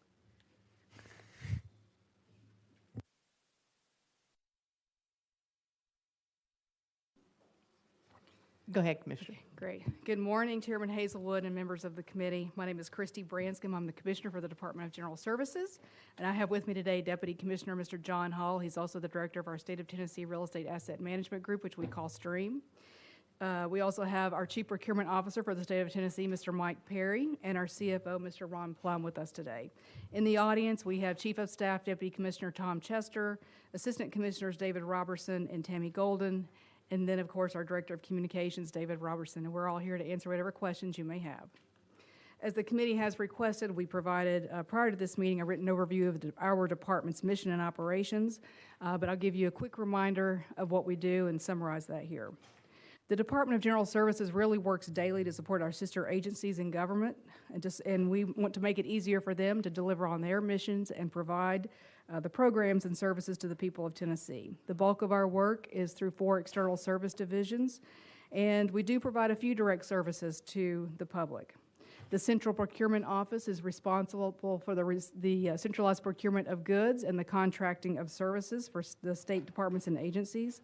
Our Governor's Office of Diversity Business Enterprise is located within the CPO, and I'm very happy to report, and I'm sure many of you know this from having read our year-end report, we broke another record for our GoDBE efforts, and we beat our record by 11%, spending almost $740 million with diverse business enterprises across the state this past year. So we're very, very proud of that department, and we're doing really well this year. I think we're on track to have another record-setting year, hopefully. Our State of Tennessee Real Estate Asset Management Group operates, manages, and maintains all of general government real estate assets. It's responsible for securing a safe, comfortable, and secure working environment for our staff and for the public to visit. We also manage general government's capital improvement and capital maintenance projects. Our Vehicle and Asset Management Division manages and maintains the state's motor vehicle fleet, including everything from mowers to tractors to cars and heavy trucks. We're also responsible in VAM for the sale of surplus state assets and the distribution of both Tennessee state property that is surplus and federal surplus property. Our Document Solutions Division provides a wide variety of printing, graphic, scanning, and photographic services for all branches of government. We also operate a distribution service for different departments to keep bulk items on hand. And we also process all the incoming and outgoing mail. We also have a variety of smaller internal support offices that handle our department's operational needs. So before I begin making comments on the budget request, I'd like to give you an idea of where we stand currently. We're all familiar with the fact that the pandemic has created an environment unlike anything that we've ever seen in the past. Certainly our departments and agencies across state government have encountered barriers, unexpected barriers in delivering their services to the state of Tennessee, but we've also faced barriers in helping them. But I want to say that I'm tremendously proud of the job that our department has done, and I think that if you ask any other commissioners or agencies who are presenting, that they would attest to the fact that the Department of General Services has been instrumental in helping them and enabling them to deliver the services to the constituents across our state. In CPO, for example, it's our staff who's been working in the pit alongside TEMA to help meet the unmet needs that we have for all the emergency purchases that were created by the pandemic. We've been using state payment cards, or what we call P-cards, and that's caused a dramatic increase in the workload in our P-card office. Of course, our state's owned and leased buildings have remained open, and throughout the pandemic, and to keep these buildings safe, we've been relying on our facilities division within STREAM. And we've been following cleaning and safety protocols recommended not only by the CDC, but also by our own Department of Health. With our agencies having more employees working in the field and from home and in other locations during the pandemic, our departments have seen a reduced need for their motor vehicle fleet, and so they are cutting the size of this fleet. We have been facilitating turn-ins for them and trying to redeploy autos that may be able to be used in other departments to meet those needs. And because VAM also sells federal surplus property, this has been a little interesting, but in March of 2020, the federal government no longer allowed inspection of their federal property. So they have had to be creative in how they find out information about this property, determine whether it's an appropriate condition for us to be able to provide to Tennesseans. We also have not also seen an increase in every area of our department, however. For our photographic services and commercial printing, they have really seen a reduction in the volume of work that they've been doing. As you can imagine, for those kind of services, it really depends on whether you have events, whether you have activities going on, and because of the pandemic, there have been many fewer events and fewer opportunities to be able to use photographic services or commercial printing. And that is a challenge for us. Our department actually makes money, and that's how our revenues come from the fees that we charge other departments and agencies for the work that we do. So when they don't have events, they don't have activities going on, then we can't charge those fees. So hopefully this will change very soon.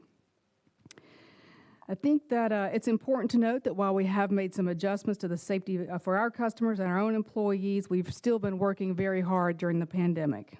Buildings remain open, and our capital improvement and capital maintenance projects have continued moving forward. And as I'm sure these committee members may have noticed, we've had several high-profile state park projects that have concluded. We've been doing lots of groundbreakings and ribbon cuttings, which is the great thing about construction during this. We've been able to continue moving forward. We not only have been doing that in state parks projects, which is wonderful because so many of our citizens have enjoyed the parks during this pandemic. A lot of out-of-state people have also enjoyed our parks. But we've also got some right here in Nashville. The John Sevier Building just been renovated. It's beautiful. If you haven't seen it, I encourage you to do that. The AG's office has moved into there, and then the Library and Archives, the middle of April, will open. John and Hall and I and several other staff members took a tour, our final tour of both of these facilities just last week, and it was wonderful to see and really, really gratifying to see how beautifully they've been done. In our CPO office, our customer challenges include the increased workload, of course, and we are responding by having weekly meetings with key agencies and departments. We're talking about what their issues are and trying to help them find solutions. We're also relaxing some of the procurement processes to make it a little bit easier to get through for our departments and agencies. Certainly doesn't mean that we're not abiding by procurement guidelines or relevant laws. It's just we're trying to make the process a little bit easier for them. Of course, we're always attentive to making sure that we negotiate the absolute best price we can for state tax dollars. And as you would expect, the demands of keeping state buildings open, well-maintained, cleaned, and sanitized during the pandemic has created, again, additional work for our facility staff, which in our stream division, we've had numerous additional cleaning requests when COVID diagnoses are made. Also, our agencies have notified us during this period that they are ready to reduce their footprint. Being in a work-from-home environment or being out on the site has helped them understand that they don't need as much real estate as they thought they did. So they've all kind of come to us and said, you know, we're ready to reduce our footprint. We're really ready to look at what we occupy in state offices. So STREAM has worked with our various departments and agencies to develop a plan to reduce and reconfigure our real estate footprint, really trying to right-size our departments and meet their needs and to also fulfill the objectives of Tennessee's new real estate master plan. And we've just finished phase 1 of that real estate master plan, and this is going to go a long way to help us fulfill that first phase. The implementation of this plan will have implications for the FY22 budget request, and I'll explain a little bit more about that in just a moment. In VAM, we are managing the vehicle fleet necessities, and it necessitates, I should say, in-person contact.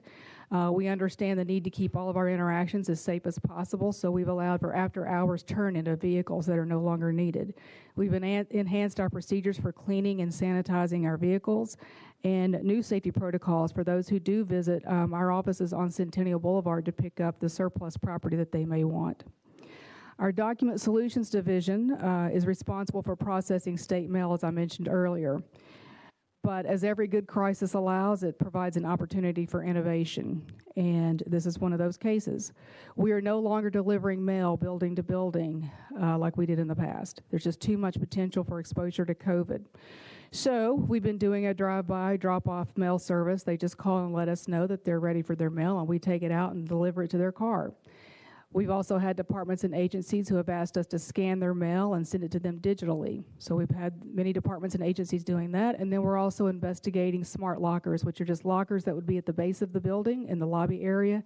And we would take the mail, deliver it there, and a message would be sent to them that their mail is there and they can pick that up. So this is going to be a permanent change. We're no longer going to be delivering mail building to building like we used to. It was very labor intensive, and so this is a much better way for us to get our mail to our sister agencies and departments. So now let's talk about the budget. We'd like to provide a few highlights. For first, our FY22 operating budget. The General Services FY22 recommended operating budget is $162,812,600, which includes a cost increase of $10 million, which has been recommended by the administration for statewide capital maintenance projects. This is a 33% increase from last year, and really it is an effort to address our deferred maintenance needs, which I'll go into greater detail in just a moment. This budget also contains the authorization and funding for 374 positions. And General Services, as I mentioned earlier, generates revenue from billing and charging other departments and agencies for the services that we provide. At present, we are not proposing any additional increase in fees or charges for those services. So we have a state-funded base budget reduction proposing for a total of $341,000. We only have one program for what we can do that for, and that is going to be in STREAM. The proposed budget reduction in STREAM includes the elimination of one vacant position and a reduction in the scope of services provided by a third-party software contractor, and a reduction in operating expenses due largely to the implementation of AWS. Again, because we are primarily funded by revenue generated from our services, we are able to do further reductions. We're proposing a reduction of $5,210,000. The proposed reductions would consist of the following. First, we're eliminating 2 vacant positions in document solutions, one in postal service, which we just talked about, and another one in, the other one was in our distribution program. We're also going to be insourcing online purchasing platform and certain technical consulting services that were previously provided by a third-party contractor, and I give a lot of credit to the CPO office. As Mike knows, we have some really smart people down there, and they figured out how to do these things internally versus relying on a third-party contractor. Commissioner, Yes. I'm sorry to interrupt, but we had asked that presentations be brief in order to get to questions. Okay. And I see that you have several other slides. If you could just kind of give us the highlights. Everyone has access to the slides. So, Okay.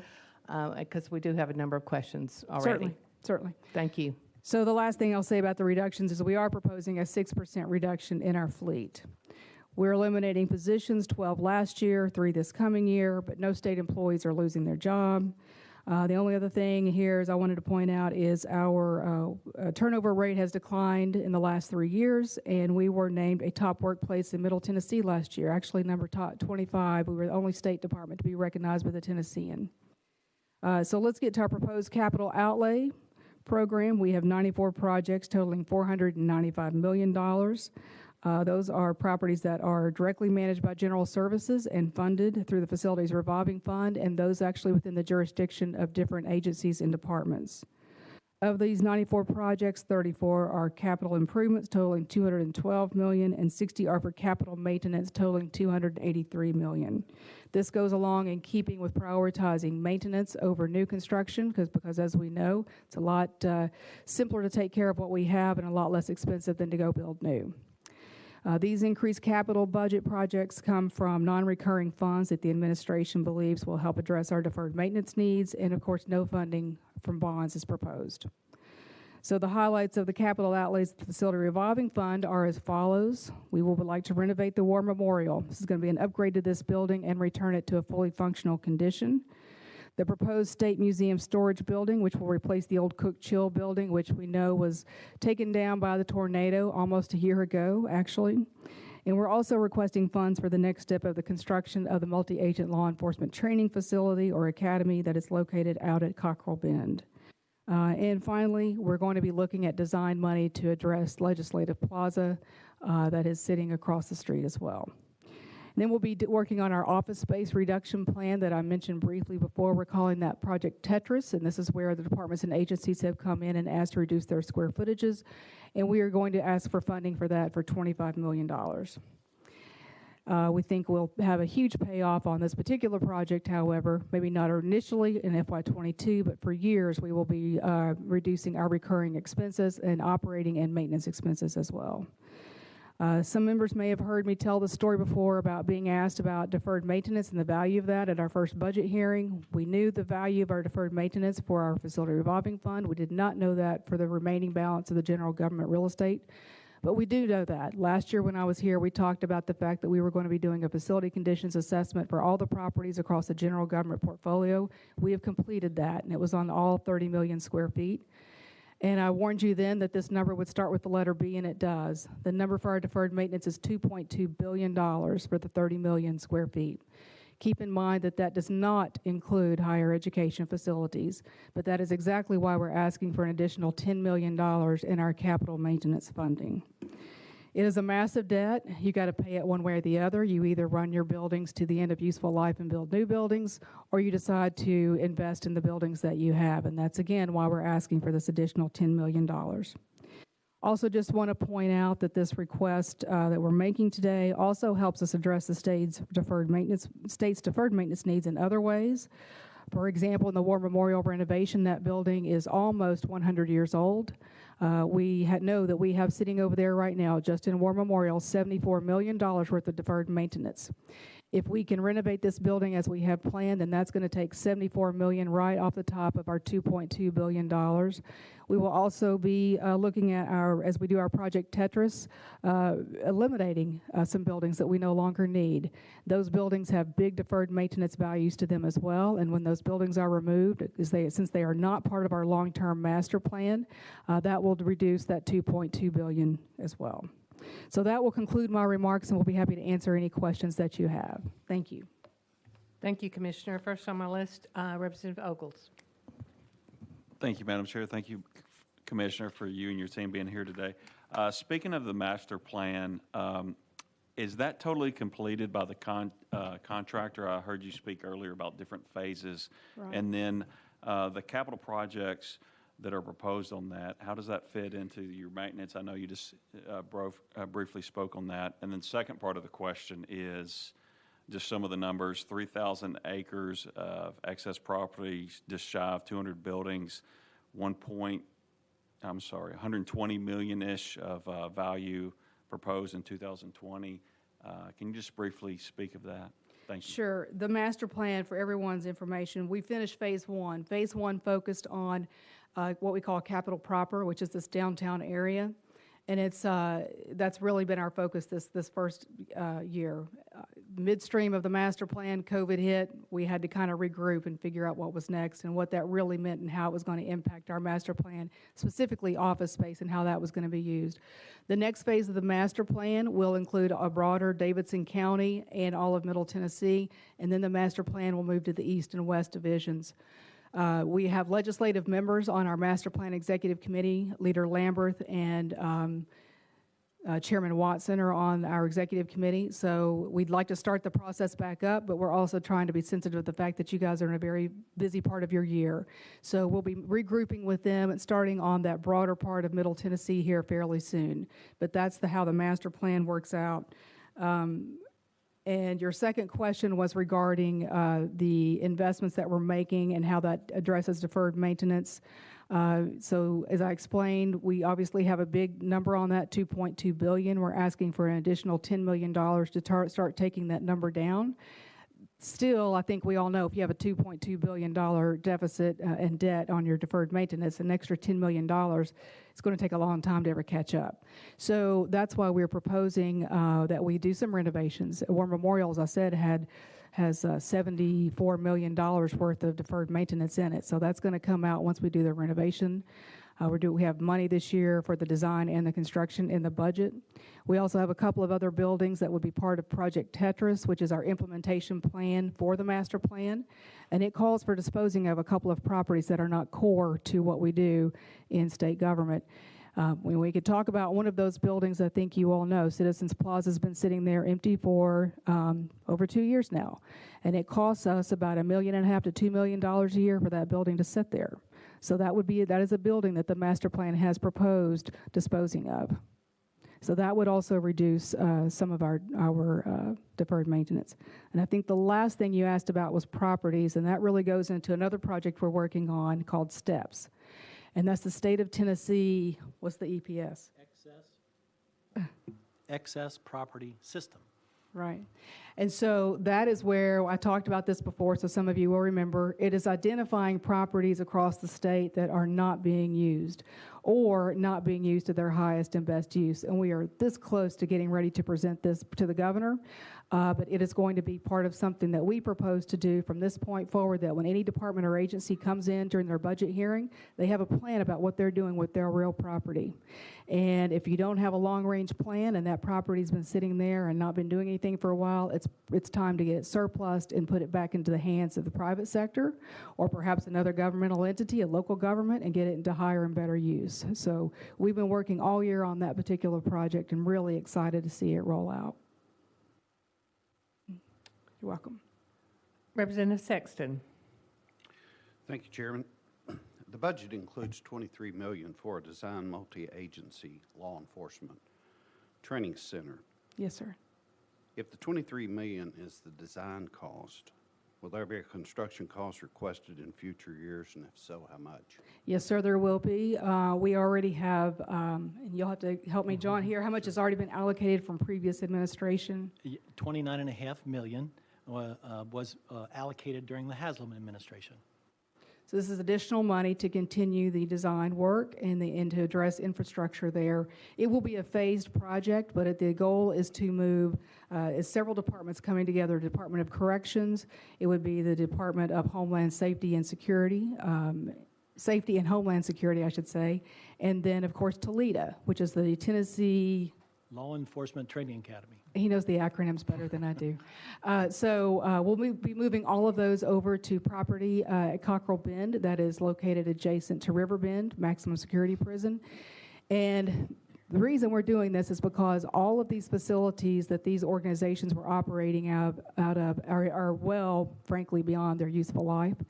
And they all need the same kinds of things. They all need a driving track. They all need shoot houses to practice in. They all need training academy kind of things. So if we can get all of those in one location, we're not building 3 different facilities for each group. We're getting everybody together. We can build a bigger, better something for everyone to share.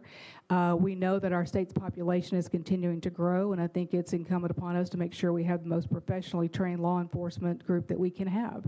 And so that's what we're doing. The second question I had was what departments will be there, but I think you've already answered that. Of the $29 million, is that for the design or is that toward construction? Well, go ahead, John. Yes, sir. The $29.5 million is actually towards the firing range. So that was the first facility that the agencies have asked for, to bring all those together. And then also some of the buildings that were on the old Tennessee State Prison site. So we're going to bring them out there and effectively build a warehouse for them. The other $23 million that we've asked for this year is for the design of the entire campus, plus the start of all of that infrastructure. This property will be about 700 acres, is what it'll actually turn out to be for to house all those 3 agencies. Thank you. And the last question is the time frame for the project and the relocation. Do you have a time frame on that? We have an estimated time frame. Obviously, we've got to go through a lot of design work to begin with, and that will really help us establish the time frame. But I think the last thing I looked at was probably about 5 years out. Yes, sir. We'd like to be done by the end of 2025. Thank you. Thank you, Chairman. You're welcome. Chairman Hawk. Thank you, Madam Chair. And I think you answered my question about the office space reduction plan when you discussed the Tetris with Representative Ogles earlier, so I'll not go down that road. But I realize that all 95 counties must have a Department of Human Services presence in them, and that is a substantial cost. Can you give us right now or give us later somehow to break down buildings we own versus leases we have? I'm guessing that 90 plus of those counties are a lease type situation. off the top of your head, do you have anything like that, or can you get us an answer? Yeah, they are. 90% of those locations, DCS, DHS, those are leased locations, and they are in 95 counties.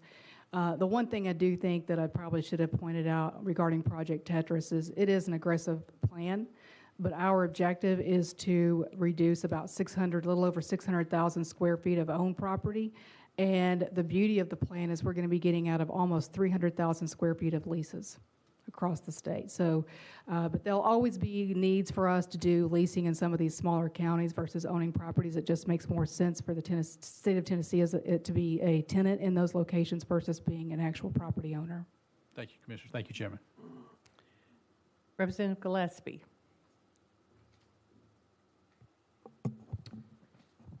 Thank you, Madam Chairman. Thank you, Commissioner, for being here and your staff. This year, there's a $2 million recurring part in your budget to increase the facilities revolving funds, specifically rent rates in Davidson County. In recent years, multiple rents increases have gone up, and it looks like as of this summer, there's about $95 million in that fund. What is this needed for? Why the increase? So I'll start the answer, and then I'll probably turn it over to CFO or Deputy Commissioner John Hall to finish the answer. So what we do is we review the rental rates wherever we're have properties that are located within the facility revolving fund, just to make sure, because the objective is to charge a market rate. And so we have to look at that every year. You'd think that Davidson County might be slowing down just a little bit because of the pandemic, and there is a lot of office space coming online in Davidson County, but a lot of it's already spoken for. When they quote the amount of office space and the square footage that's coming online, a great deal of that is Amazon, which is already spoken for. So the lease rates continue to go up. We just want to make sure that we're keeping and we're in line with whatever the lease rates are in whatever vicinity that is. Do either one of you have anything to add there? Go ahead. Ron Plum. The amount of money that we've requested for the recurring dollars in the FERF budget, we're just going to keep up with the increase in the Davidson County leases that we've seen. And that's not really the driving matter behind the large $95 million unobligated balance in the FERF reserve, but that's another larger topic. But this is, the $2 million is targeted for just keeping up with the lease rates locally in this county. So would you expect, when you come back here next year, for that $2 million to, I know you can't predict the future, but to continue to increase? Well, it's been, about 4 years in a row now, I think we've asked for an increase for Davidson County only. And so You will not find that same increase in our rural FERF rate or in some of the other areas across the state. The other 3 cities, Chattanooga, Nashville, Knoxville, are not experiencing the dramatic increase in lease rate like what we are experiencing here in Davidson County, for sure.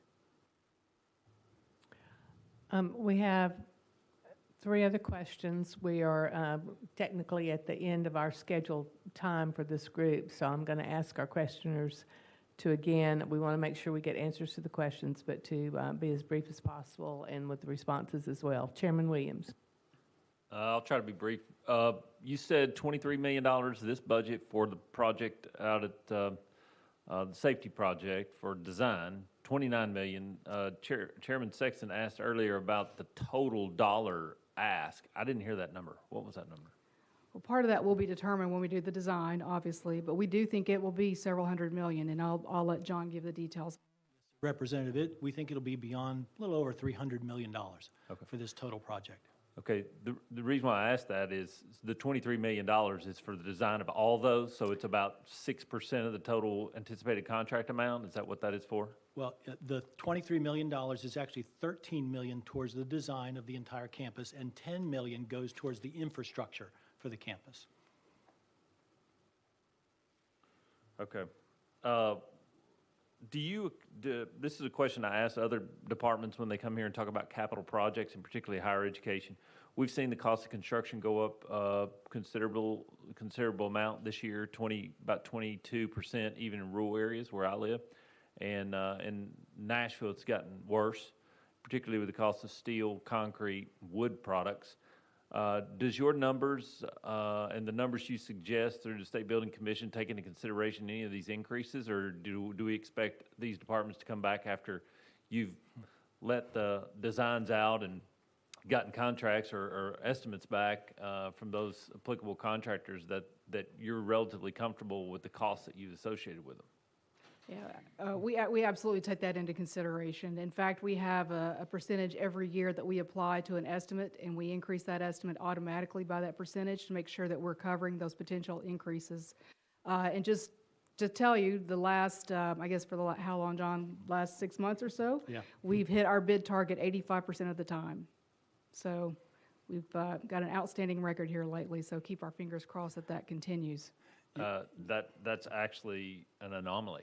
I think for the industry, I would say that you must be doing a really good job of overestimating and coming in under budget. But thank you. That's all the question I have. Representative Sparks. Real quick, I just wanted to touch on the AWS and efficiencies, and where do you see this long-term as far as just how much it could potentially save the taxpayers? Yeah, good question. So we've obviously done a lot of talking with consultants, our consultant who did the master plan. We've also talked with, we even visited our office furniture manufacturer to ask them, what are you designing for the office of the future? What does that look like? And we've also surveyed different staff members. Obviously, here in the state, we've surveyed our own employees and asked them, and we've had other consultants let us know what they're hearing about from other surveys that they've done. And what they're seeing and what they're thinking is that gone are the days that everybody's going to be back in the office 5 days a week, that people are going to be out of the office, and whether they're going to be on a job site or working from home or whatever, potential for 2 to 3 days a week. And so we are looking at how we design our office space, our furniture to meet those kinds of needs. Anything else you want to add to that, Yes, John? A good average reduction is about 30%. So it's significant for what we do. Representative Shaw, our last question.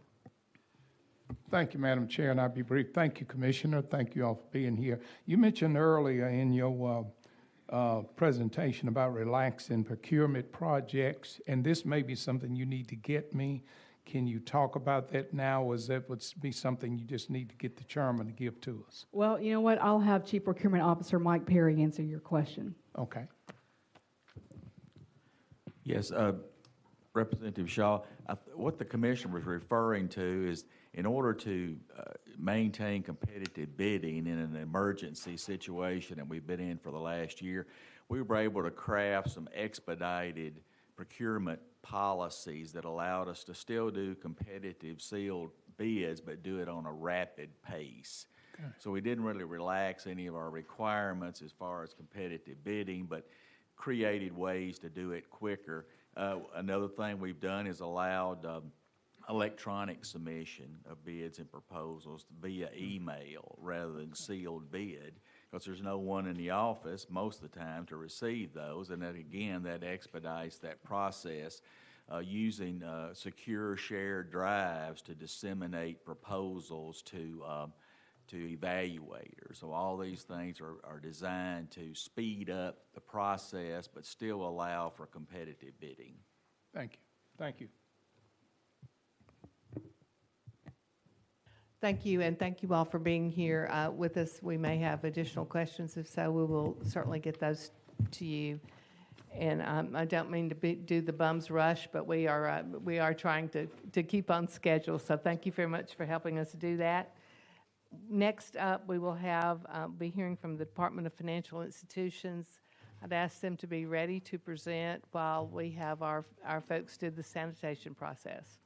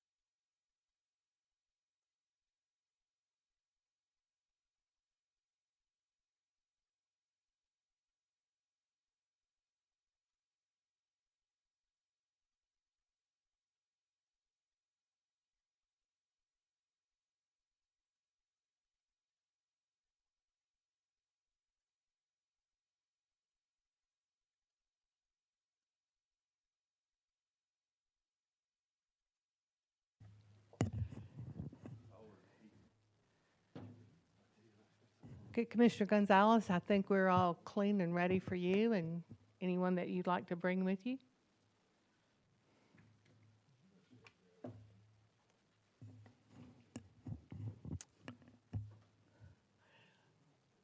Welcome, and as we've asked all of our presenters to be as brief as possible to allow time for questions, but at the same time, don't shortchange us. So with that directive, Commissioner Gonzalez. Well, thank you, Chairman, members of the committee. It's always a privilege to be with you. And in the room with me today is Michelle Berry, our budget officer, and also Todd Staley, our legislative liaison. And just as a reminder, our mission is to provide the people of Tennessee with a safe and sound banking system, but to also give institutions the opportunity to contribute to economic progress in the state and in the nation as a whole. Before I get into our department operations, let me just lay out a few basic budget facts and answer the questions that you've laid out to departments. We have no supplemental funding requests. There were no reductions made to the base budget, no proposed capital operating improvements, no anticipated loss or increase of one-time funding. We do not receive any federal funding. Regarding changes in services or programs offered, I would note the following. In recent years, we created and continue to develop our large bank regulatory group that supervises our three largest banks that together hold the majority of assets in our banking system. That includes any bank over $10 billion in assets. And we're in the process of shifting current resources to establish an IT regulatory group to enhance our ability to assess the IT operations of financial institutions. At the Governor's direction, we've established a minority depository institution partnership to assist minority institutions in serving their communities. And to support the Governor's Rural Initiative, we're developing an examiner curriculum to assist examiners in understanding the challenges of rural banks and credit unions, among other efforts. And finally, because of the unprecedented growth in the Tennessee banking and trust industries, we are determining what changes are needed to appropriately supervise this growing area. We're fully funded by the institutions that we supervise. Our total budget request is for $30.5 million. This funds a total of 160 positions in the department. That number is down from 171 a year ago. We've not proposed reductions to our budget, given the expanded industry growth we're experiencing. However, to support the industries we supervise and a positive regulatory climate, we have created efficiencies to achieve reduced burden on institutions within our regulatory jurisdiction. And the bottom line is this: the total bank and trust assets under our supervision was just over $70 billion in 2014.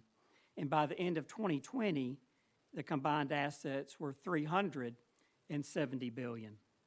And the growth is projected to continue, especially on the trust side, where we've been put on notice that Tennessee trust law, along with our balanced regulatory approach, has out-of-state trust institutions and their counsel looking to potentially establish operations in Tennessee, and we continue to have interest from within the state as well. To address our increased responsibilities, we're doing the following: systematically working to fill a number of examiner positions, mainly on the banking side. Internally, moving vacant positions to areas of greater need. We've worked with the Department of Human Resources to target salary improvement for key positions. They've taken on significant additional responsibilities. The most important thing we can do at this time, and the most cost-effective, is to do everything we can to retain experienced staff. Specific focal points will be bank examiners, trust supervision, and creating an IT regulatory group. Now let me tell you what we do with the budget that you authorized for us. We have 4 core activities. First, applications to determine who enters the banking system, examinations to determine institutions whether they're in compliance with governing authority, enforcement actions to deal with institutions that may have issues, and finally, consumer education, which is an absolute key to a safe and sound banking system. With all that as a background, let me briefly give you an overview of our non-deposit regulatory program and then wind up with what we believe is our greatest challenge and opportunity. For years, we had challenges in right-sizing our examiner workforce in the non-deposit area, where we regulate non-bank mortgage companies, finance companies, and hundreds of small dollar lenders. For instance, during the great economic downturn of 10 years ago, we had tremendous volatility in the number of licensees, such as in the mortgage industry, and licensees left the business in large numbers in a short period of time, which produced great challenges in managing our examiner workforce, which in part was funded by exam fees. It was a terrible incentive to have to engage in a certain number of exams just to help pay the bills. That system treated the best and the worst companies exactly the same. As a result, we came up with a new non-deposit exam program that bases exam frequency on a risk profile and a new funding mechanism that charges a supervisory fee for each licensee that's not tied to whether an exam was conducted on an annual basis or not. Now we base our timing of exams on the risk profile of hundreds of non-bank licensees. If a company is high risk, then we will examine that licensee on a schedule of at least once a year. Low-risk companies can have their exams extended out 18 months. It supports stronger consumer protection since we are identifying companies that have profiles that might tend to have greater potential for consumer harm, and we put more time on those companies. And I'm proud of our non-bank examiner group that went from on-site exams to completely off-site in a short period of time last spring in response to COVID-19. Let me wind up by discussing the greatest challenge and opportunity for the department, which is the unprecedented growth in the banking and trust industries and the impact on our mission. With regard to the condition of banks and credit unions, the great majority of Tennessee state-chartered institutions are healthy, serving the economic needs of the state. Thanks to prudent management throughout the state, the Tennessee banking system remains stable, supporting the economic needs of citizens and communities despite a global pandemic and a temporary economic shutdown. And this is what I think our challenge is. On one hand, we have unprecedented growth in the banking system that in a normal environment can challenge our capacity to appropriately assess and supervise these industries. But when you overlay a COVID-19 environment on top of it, then our work can become more complicated. The fundamental balance we're trying to find is to determine what additional resources might be needed to meet our statutory mission, while at the same time taking advantage of the opportunities for efficiencies in producing budget savings, because those opportunities for savings are there. And we've begun to do both of these necessary things, adding needed resources when needed, while simultaneously creating efficiencies and budget savings. If we consider all of the thousands of institutions and entities under our jurisdiction, including non-deposit companies, then our jurisdiction is fast approaching $500 billion in assets and thousands of industry employees impacting essentially every Tennessee community. And we supervise this nearly $500 billion industry with 160 department positions and a $30 million budget. And while we will need more resources over time, we think that much of that can be funded through the efficiencies that we are achieving. Our initial response to COVID-19 was to pause our exams for a brief time to give institutions the opportunity to focus on supporting their communities, and that's exactly what they did. Banks pushed out nearly $9 billion in Paycheck Protection Program loans last year, and a second wave of relief is underway today. Institutions altered their operations as well to continue providing services in the safest way possible for citizens. We reestablished our exam program completely off-site, which reduced burden and cost to the industry. An important dynamic is how we now regulate the three largest banks under our jurisdiction that hold the majority of assets in the Tennessee banking system. On a regular basis, we are engaged in large bank reviews that constitute a continuous examination. Those reviews could be on loan quality, could be consumer compliance, IT review, just to name a few of the things that we look at on a regular basis each year for these three banks. In contrast, the other 117 state banks receive an exam once every 12 to 18 months. Those exams may last on average about 2 to 3 weeks, depending on size and issues. So depending on the large bank review topics, we're pulling from the same examiner pool to handle large bank reviews as well as community bank exams, which can present a challenge to our resources as we seek to enhance our regulatory capabilities for all banks, from the largest to the smallest. And because of the efficiencies we've been able to achieve, we've been able to reduce our annual fees on the great majority of institutions that we supervise. The growth in the banking system is providing the needed revenue base to support an appropriate level of regulation which facilitates financial institutions serving the economic needs of the state. Our regulation approach is tailored to facilitate economic development, not hold it back. And we've eliminated 7 non-bank department positions. So even though we've experienced unprecedented growth in the Tennessee banking system over the last decade, we actually have fewer positions today than we had a decade ago. And with that, we're happy to try to answer your questions. Thank you, Commissioner. That's an incredible amount of growth, and to continue to oversee it without huge budget increases is truly a testimony to your folks. We do have some questions, beginning with Chairman Todd. Thank you, Madam Chair. Appreciate you being here, and I always learn a lot from presentations like this, and because this isn't certainly an area that I know very little about, but some things that that I've understood involving off-site examinations that you have. You plan to maybe permanently conduct off-site exams, and then maybe 75% of all your exams would be off-site. So I'm wondering this year, how was the agency able to do this? How was it funded? Did it show cost savings versus what it has traditionally? And then do you expect these type of exams to continue after we get through this period? Really good questions. I think one of the greatest efficiencies that we've achieved has been going from basically on-site to off-site in just a few weeks. So we had already begun doing some off-site exam work in the depository area at banks and credit unions. We had a 4-year goal to really increase that over 4 years, but we went from roughly, let's say 40 to 50% maybe off-site work to 100% in a few weeks rather than 4 years. And so I can't say enough about the work that our folks have done in being able to go to off-site, to work with our federal counterparts on the depository side, because the FDIC, Federal Reserve, NCUA for credit unions, they were all doing the same thing, and we have some joint efforts with those agencies. So we had to work together.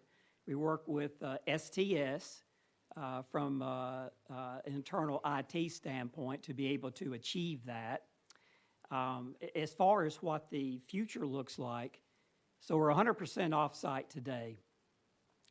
In an ideal world, I don't know what that percentage would be, but I do believe if we have the capacity in whatever the new normal looks like, that we should be able to, we do need to do some of that work on site. If you have particular issues or problems with an institution, there are times when it would be better to do on-site activity. Now, we're fortunate as we began this COVID-19 environment that the health of our depository institutions was very good.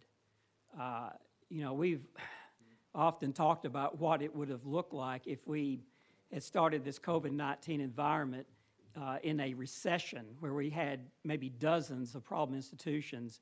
But since the Great Recession, the number of problem institutions has reduced significantly. So that really helped us to be able to go to an off-site capacity because the health of the system was good, which really, that helped us tremendously and helped our federal partners. Hopefully I hit all of your questions. Hopefully I did. I hope I did. Just one follow-up Okay. on that is cost. Has this been a cost savings overall versus what you were doing previously? Yes, off-site is definitely a cost saver for us.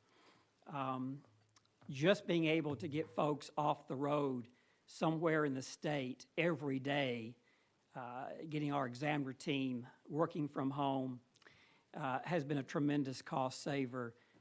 $400,000 just for the typical travel costs. And then we also, a few years ago, established a lease car program with the Department of General Services. That was saving us thousands of dollars on an annual basis, but of course it wasn't in this kind of environment. So last summer, we turned those lease cars back in. That's another, I believe, $400,000 or so savings. We're also going to be looking at reducing our space at the Tennessee Tower. We've already put the appropriate folks on notice that we can certainly downsize that space. That will save us thousands of dollars more. So, of course, the reduction in the number of positions, 11 over the last year, is a significant savings as well. So probably a little bit over $1 million on an annual basis. For us, is a significant number for sure. Representative Lynn.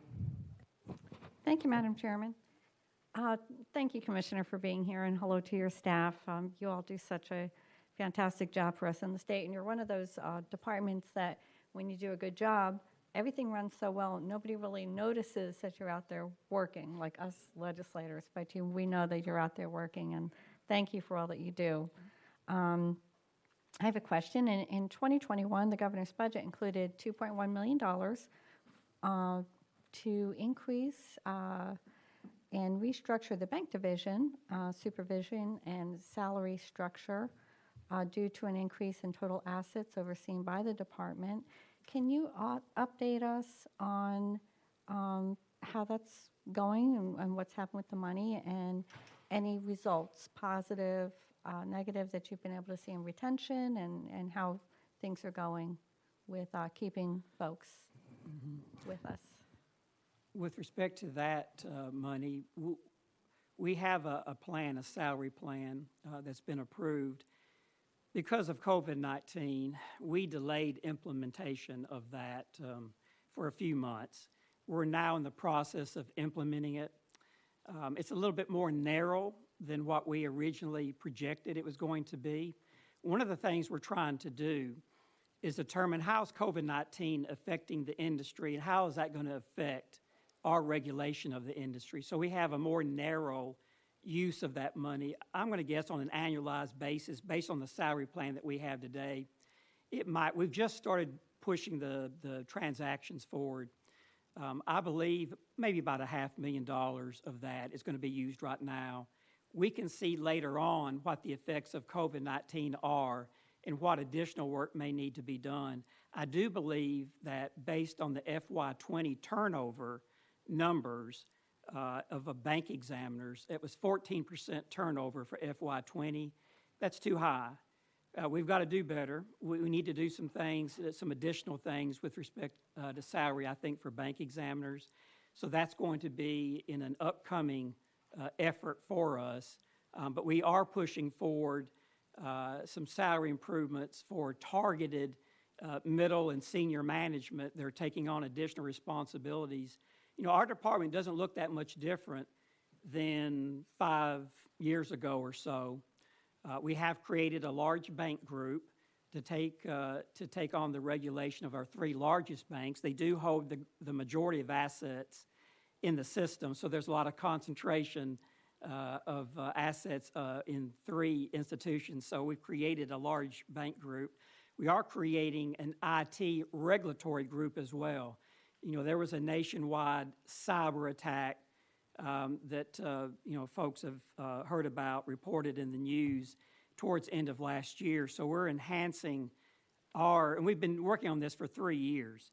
We're enhancing our activity in the cyber world in being able to partner with institutions to make sure that consumers are safe, that institutions are safe, that banking is safe when it's online.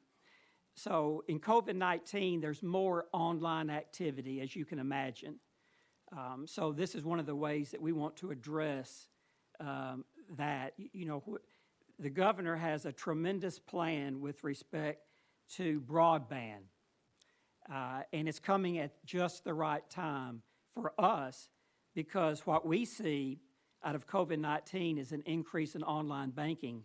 So if we can have that broadband pushed throughout every community in Tennessee, we want to partner with institutions to help that happen, to make sure that rural citizens and urban citizens, everyone has that opportunity to take advantage of online activity, particularly in the banking world.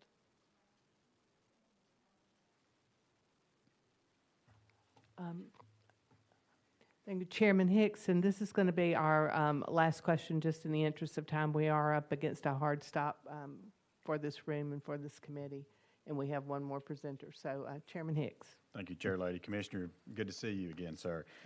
Just a quick question. Can you provide an update on the new bank monitoring and data collection system? Then I have just a couple follow-ups after that. Sure. That's what we call the BEAR project. And the reason that we created this just a few years ago was that we had systems in place that did not talk to one another. And so when we needed information, for instance, during the Great Recession, we weren't able to put together reports that gave us a view of the industry on a timely basis. So we knew after the Great Recession we had to do something different.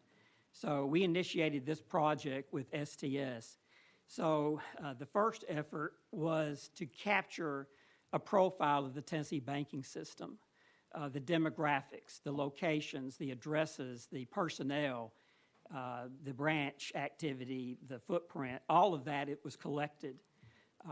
And then, we're working on the examination phase of it now. Previous to that, we had applications. There are constant applications that affect the banking system. All of that is captured now in this repository of information in a way that we can track applications and we can understand what institutions are doing from an activity standpoint. So now it's examinations, and we're well on our way there. We expect all of this project to be done in 2023. The project cost is estimated at $4 to $4.5 million to have that completed. After examinations will come the financials and additional reports. But once all of this is done, we'll have the ability that we wanted to have during the Great Recession, but when the next downturn hits in a big way, we should be able to understand the system, understand what's happening in Tennessee banking in a way that we've never had before. So is that project, is it currently within budget?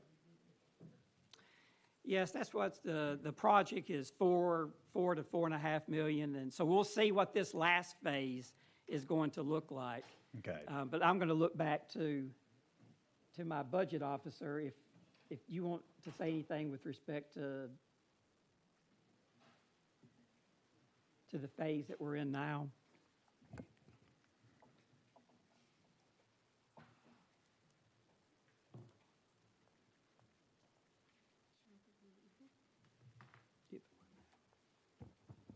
Is that working?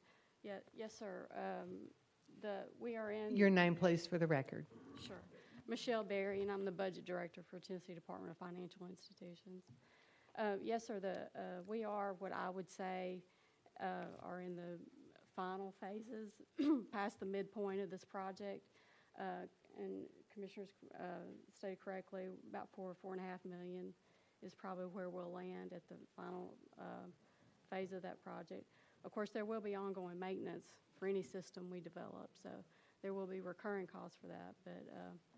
But I think we'll probably land between somewhere 4 and 4.5, depending on what kind of functionality our folks still would like to be added or enhanced to that system. Does that answer your question? So when does full implementation, when are you expecting that date to be? Full implementation of the system, I guess, and with that, upon full implementation, do you think the $4.5 million, I mean, are you going to be able to implement within those guardrails? I guess that's the question. That's what's projected by STS, 2023. Now, here's one thing that we're doing. is trying to determine if there are some functionality that maybe we don't need that could save some money and actually up the implementation date to move it forward. So we're studying that right now to see if we can bring this online quicker and less expensive. But right now, it'd be 2023, probably the spring. Okay. All right. Thank you. Thank you, Commissioner, and we appreciate you being here. And again, it's been a trying year for everyone, but I thank you guys for stepping up and figuring out a way to do your job with the institutions. And I'm really am excited and continue to be excited about the growth in trust money in the state. That's great business. So thank you for continuing to oversee that effort as well. Next, we're going to ask that our Department of Human Resources, and if they could come up to the table that's on my left, which has been sanitized, then we will go ahead and begin as our young lady sanitizes the one that's just been used.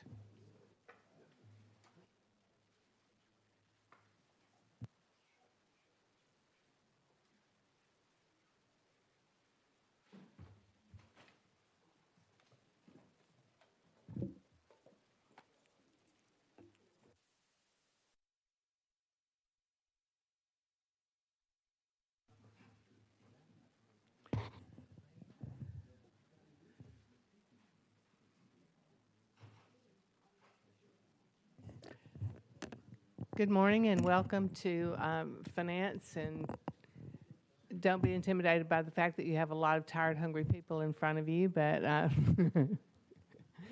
please, if you could proceed with your presentation.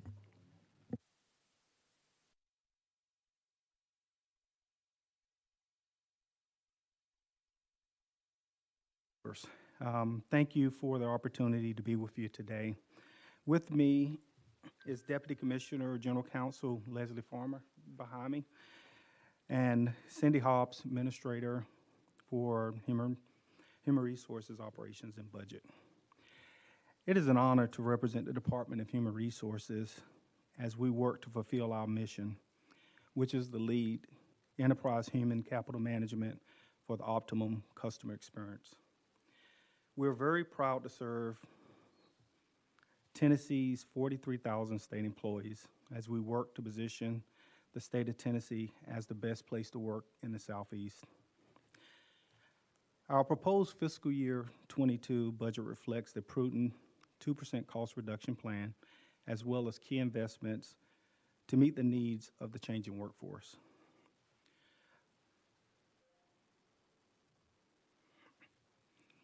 I'll begin by taking a moment to address the impact of COVID-19 on our operations and customers. COVID-19 has had a significant impact on the way state employees serve citizens and perform their work. During the pandemic, we supported the expansion of work from home from less than 22% to up to 57% of the total state's workforce in May. Department of Human Resources transitioned 100% of our department's 140 full-time employees to a work-from-home setting. Thus, we transitioned key human resources and talent management services to a virtual platform, including learning and leadership development, employee mediations, records management and records requests, Step 3 employee appeals, career fairs, interviews, and internships. We implemented electronic documents and signatures to complete HR transactions. And within months, we made all enterprise learning, leadership academies, and mandatory learning available online. Initially, the transition to virtual work was made to support COVID-19 safeguard measures and continuity operations. However, work from home has been successful, while delivering many cost savings and continuity operation benefits to our agencies, state employees, and citizens of Tennessee. Today, we foresee leveraging virtual work in both our agency and state government going forward. In addition to leveraging virtual service delivery, we also implemented a hiring freeze to yield important cost savings during the pandemic. However, it's important to note that agencies were able to continue to fill mission-critical positions which were vital to addressing the pandemic and supporting the continuity of essential state services. We also played a key role in facilitating agile, creative responses to meet the needs of agencies and employees to respond to the pandemic. We supported the Department of Health to recruit and temporarily assign more than 250 employees from 17 different state agencies to provide COVID-19 contact tracing support. We also amended alternative workplace solution policies and training to facilitate the rapid transition of employees to a work-from-home setting where possible. We held weekly COVID-19 calls with the state HR community to share important updates and agency best practices. Overall, we have worked to support customers, including agency leadership and state employees, as we face and overcome the challenges of COVID-19. Despite the pandemic, I am extremely proud of the numerous accomplishments achieved by the DOHR team in 2020. Some of those are highlighted on this accomplishment slide. Now I would like to share with you our fiscal year 21 reductions, fiscal year 22 savings plans, and our budget request. At the beginning of fiscal year 21, we reduced 4 vacant positions, 2 in our Agency Resource Center and 2 in the Office of General Counsel as part of the $20 million vacancy reduction plan. The 4 vacant positions had a cost savings of $229,500. In addition, as we transitioned key human resource and talent management services to a virtual platform, we were able to realize savings of $375,400 in learning and leadership development opportunities. For fiscal year 22, we have proposed a reduction plan that includes $375,400 in cost savings as a result of transitioning learning and leadership development events to a virtual setting versus the traditional in-person setting. At first, this transition was a result of the pandemic. However, the positive feedback we received from agencies and participants support this as a viable, more efficient delivery platform option going forward.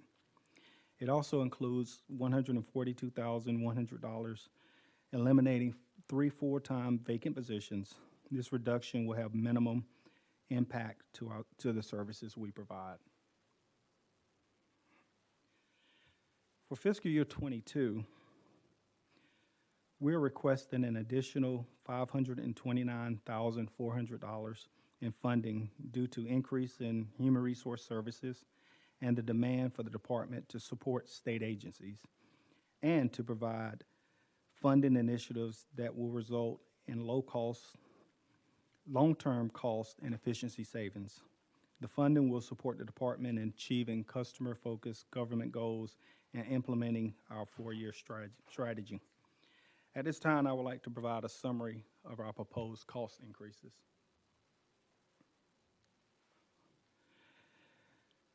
We have requested related Department of Human Resources workforce capacity needs and improvements. Workplace harassment investigations. We're requesting $115,400 for 1 position to provide workplace harassment investigations. Department of Human Resources consistent and neutral process for handling workplace discrimination and harassment investigations has increased the demand for the department to partner on investigation claims. The increased workload is beyond our current staffing level. Our established timeline for handling investigations is currently 30 days. However, with the increased volume of requests, the department could see longer completion time frame, which affects the efficiency of our process. Next, workplace diversity and equity. We're requesting $265,800 for 2 positions to sustain workforce diversity and equity and enrich the employee experience for all. DOHR is leading the statewide diversity and equity efforts by leveraging workforce data and providing a comprehensive approach to diversity and equity. This will also support the Model Employer Program that assists agencies to ensure certain employment practices in regard to individuals with disabilities that are part of state government. Recruiting services, we're requesting $148,200 for one position to meet the statewide demand for sourcing and recruiting top talent. Requests for recruiting services have increased significantly year over year. The division is increasing its strategic work to reduce turnover and source top talent, such as sourcing hard to fill, addressing classifications having the highest turnover, and providing statewide internship programs.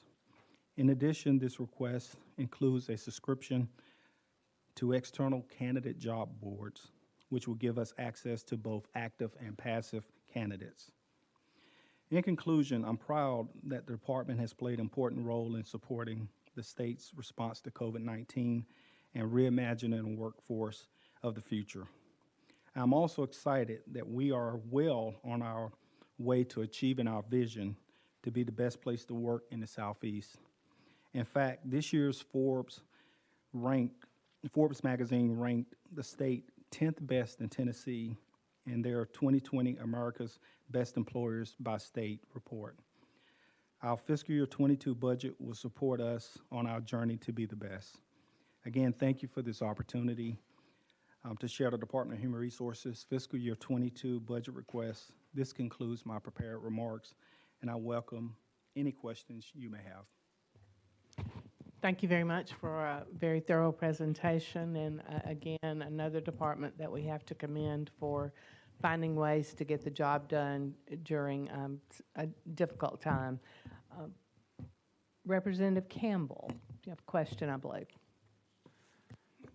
Thank you, Madam Chair. I know that the department has requested $148,200 recurring for a new position and an external job board candidate database to help with the state's recruiting efforts of individuals to be employees. How will that external job candidate board database function? So the request was for one position at $148,200 to support recruiting and talent management. We also mentioned the candidate job board, and Cindy, that cost was? Well, that cost we estimated at about $15,000, and so that will actually give us a better applicant If you could pool. identify yourself, Oh, please, I'm and make sure sorry. your mic is on. Maybe a little far away from it. My name is Cindy Hobbs. I'm the HR administrator for budget and operations. We were estimating that external candidate board about $15,000, which is included in that number, and that would actually give us an applicant pool to look for to fill those hard to fill positions. Thank you, Madam Chair. Thank you. Representative Sexton. Yes, the graphs that we have are not matching the one that you showed on the board there, but I think it was requested increased positions. And you had two positions, I think, at $248,000 for the Office of Diversity and Inclusion. Is that correct? Yes, we had $265,800 for two positions for workplace diversity and equity. And this will, as we lead that initiative for statewide, but it also supports the model employer choice. And again, this is a program that ensures that certain employment practices in regards to individuals with disabilities, that we support that. Were those two positions totally for the $265,000? Yes, sir. So you're going to be paying two people that amount of salary? No, that's combined. Two people combined Yes. are going to split that salary? Yes, sir. To teach people what? I'm sorry? This diversity and equity and inclusion is not something that we need to be spending state dollars on. We're programming people to believe something that it's propaganda, and I'm totally against that. We do not need to be teaching people how to treat others. I think we know how to treat others. So we're creating a class of people that are protected, and to pay this amount of money for two positions is just totally ridiculous. Now, excluding the disabilities, we all understand that. But it goes against so many of our people and our culture. So I just want you to know I'm totally against this, and I think this is running amok in our country, especially with this kind of money that we're spending. Thank you. Leader Lamberth. Thank you, Commissioner. And the timing of this was interesting, but we just received a letter via email, and I think the entire committee probably received this, on the voluntary separation program that we had. So to summarize the email, at least my understanding of it, we invested about $50 million last year, and that has not been utilized to this point. And it read as if those funds might be shifted to a different type of program. Our hopes last year was that we would invest about $50 million for employees that chose to voluntarily separate from the state of Tennessee. We would be able to utilize that money for additional training and for opportunities for them to move on to better and brighter futures, and might even save as much as $65 million for the state of Tennessee in that swap. So where is that program now? And if you could flesh out a bit the email that we just received indicating that the monies have not been utilized thus far. Yes, thank you for the question. So initially, the money was budgeted for balance in the state budget, as you approved. As we have been prudent with our financial management, the need to balance the budget was not the issue. So we're taking advantage of using this to become more efficient, where we will offer a voluntary separation program for those employees who would like to leave, but we want to structure it so it's an opportunity to gain efficiencies. Each department will work on a workforce management plan to identify how they can become more efficient, and that voluntary separation is a tool that agencies will be able to use for those employees in certain classifications that will be identified by the agencies where they can take this voluntary separation and leave state government. If it's only going to be part of a larger program, how much of the $50 million, which was allocated by this body completely for that program, will be utilized for VSPs, and how many are going to be utilized for whatever this other program is? So we're asking agencies to provide their agency-specific plan to Department of Human Resources by April, and then we can assess what that participation would look like based on the classifications that they identify as part of that. And then we will be able to have a better idea of how much of the dollars would be utilized for this voluntary separation program. Thank you, Madam Chairman. Commissioner, thank you. I guess I'm just concerned because, that's a significant investment on the part of this body in the state of Tennessee. It was done during a time in which obviously we had a very tight budget. We were cutting significantly across the board, but the purpose of that plan was not just to cut the budget. It was an opportunity for our employees that chose to take advantage of that, and it would also save the state a significant amount of funds. I'm concerned, and I definitely would like to hear more about how those funds are going to be utilized, and if those funds are not going to be utilized for VSPs, then my personal opinion would be is that needs to go back into the general fund. It needs to go back to the taxpayers of Tennessee. It needs to be utilized in other programs. If there are other programs that are very valuable, I trust your wisdom and experience on this. If there are other programs that money can be utilized for, we would love to hear about those. But I do have an objection if it's simply being shifted to another program without going through the normal budget process. Sir, those funds that were earmarked is for the voluntary separation program. So the $50 million will be earmarked for that. Today, I can't tell you how much of that will be used. So that's what the $50 million. Other opportunities when we talk about efficiency is that if an employee decides to voluntarily leave state government, we're looking to reduce that position, which will give us a savings as you described. It may also be an opportunity where we can repurpose a position to a lower level position, which to your point is another savings. We just want to be more efficient and effective in how we operate. But to your point, the $50 million that was set aside is to be used for the voluntary separation program as part of that aspect of it.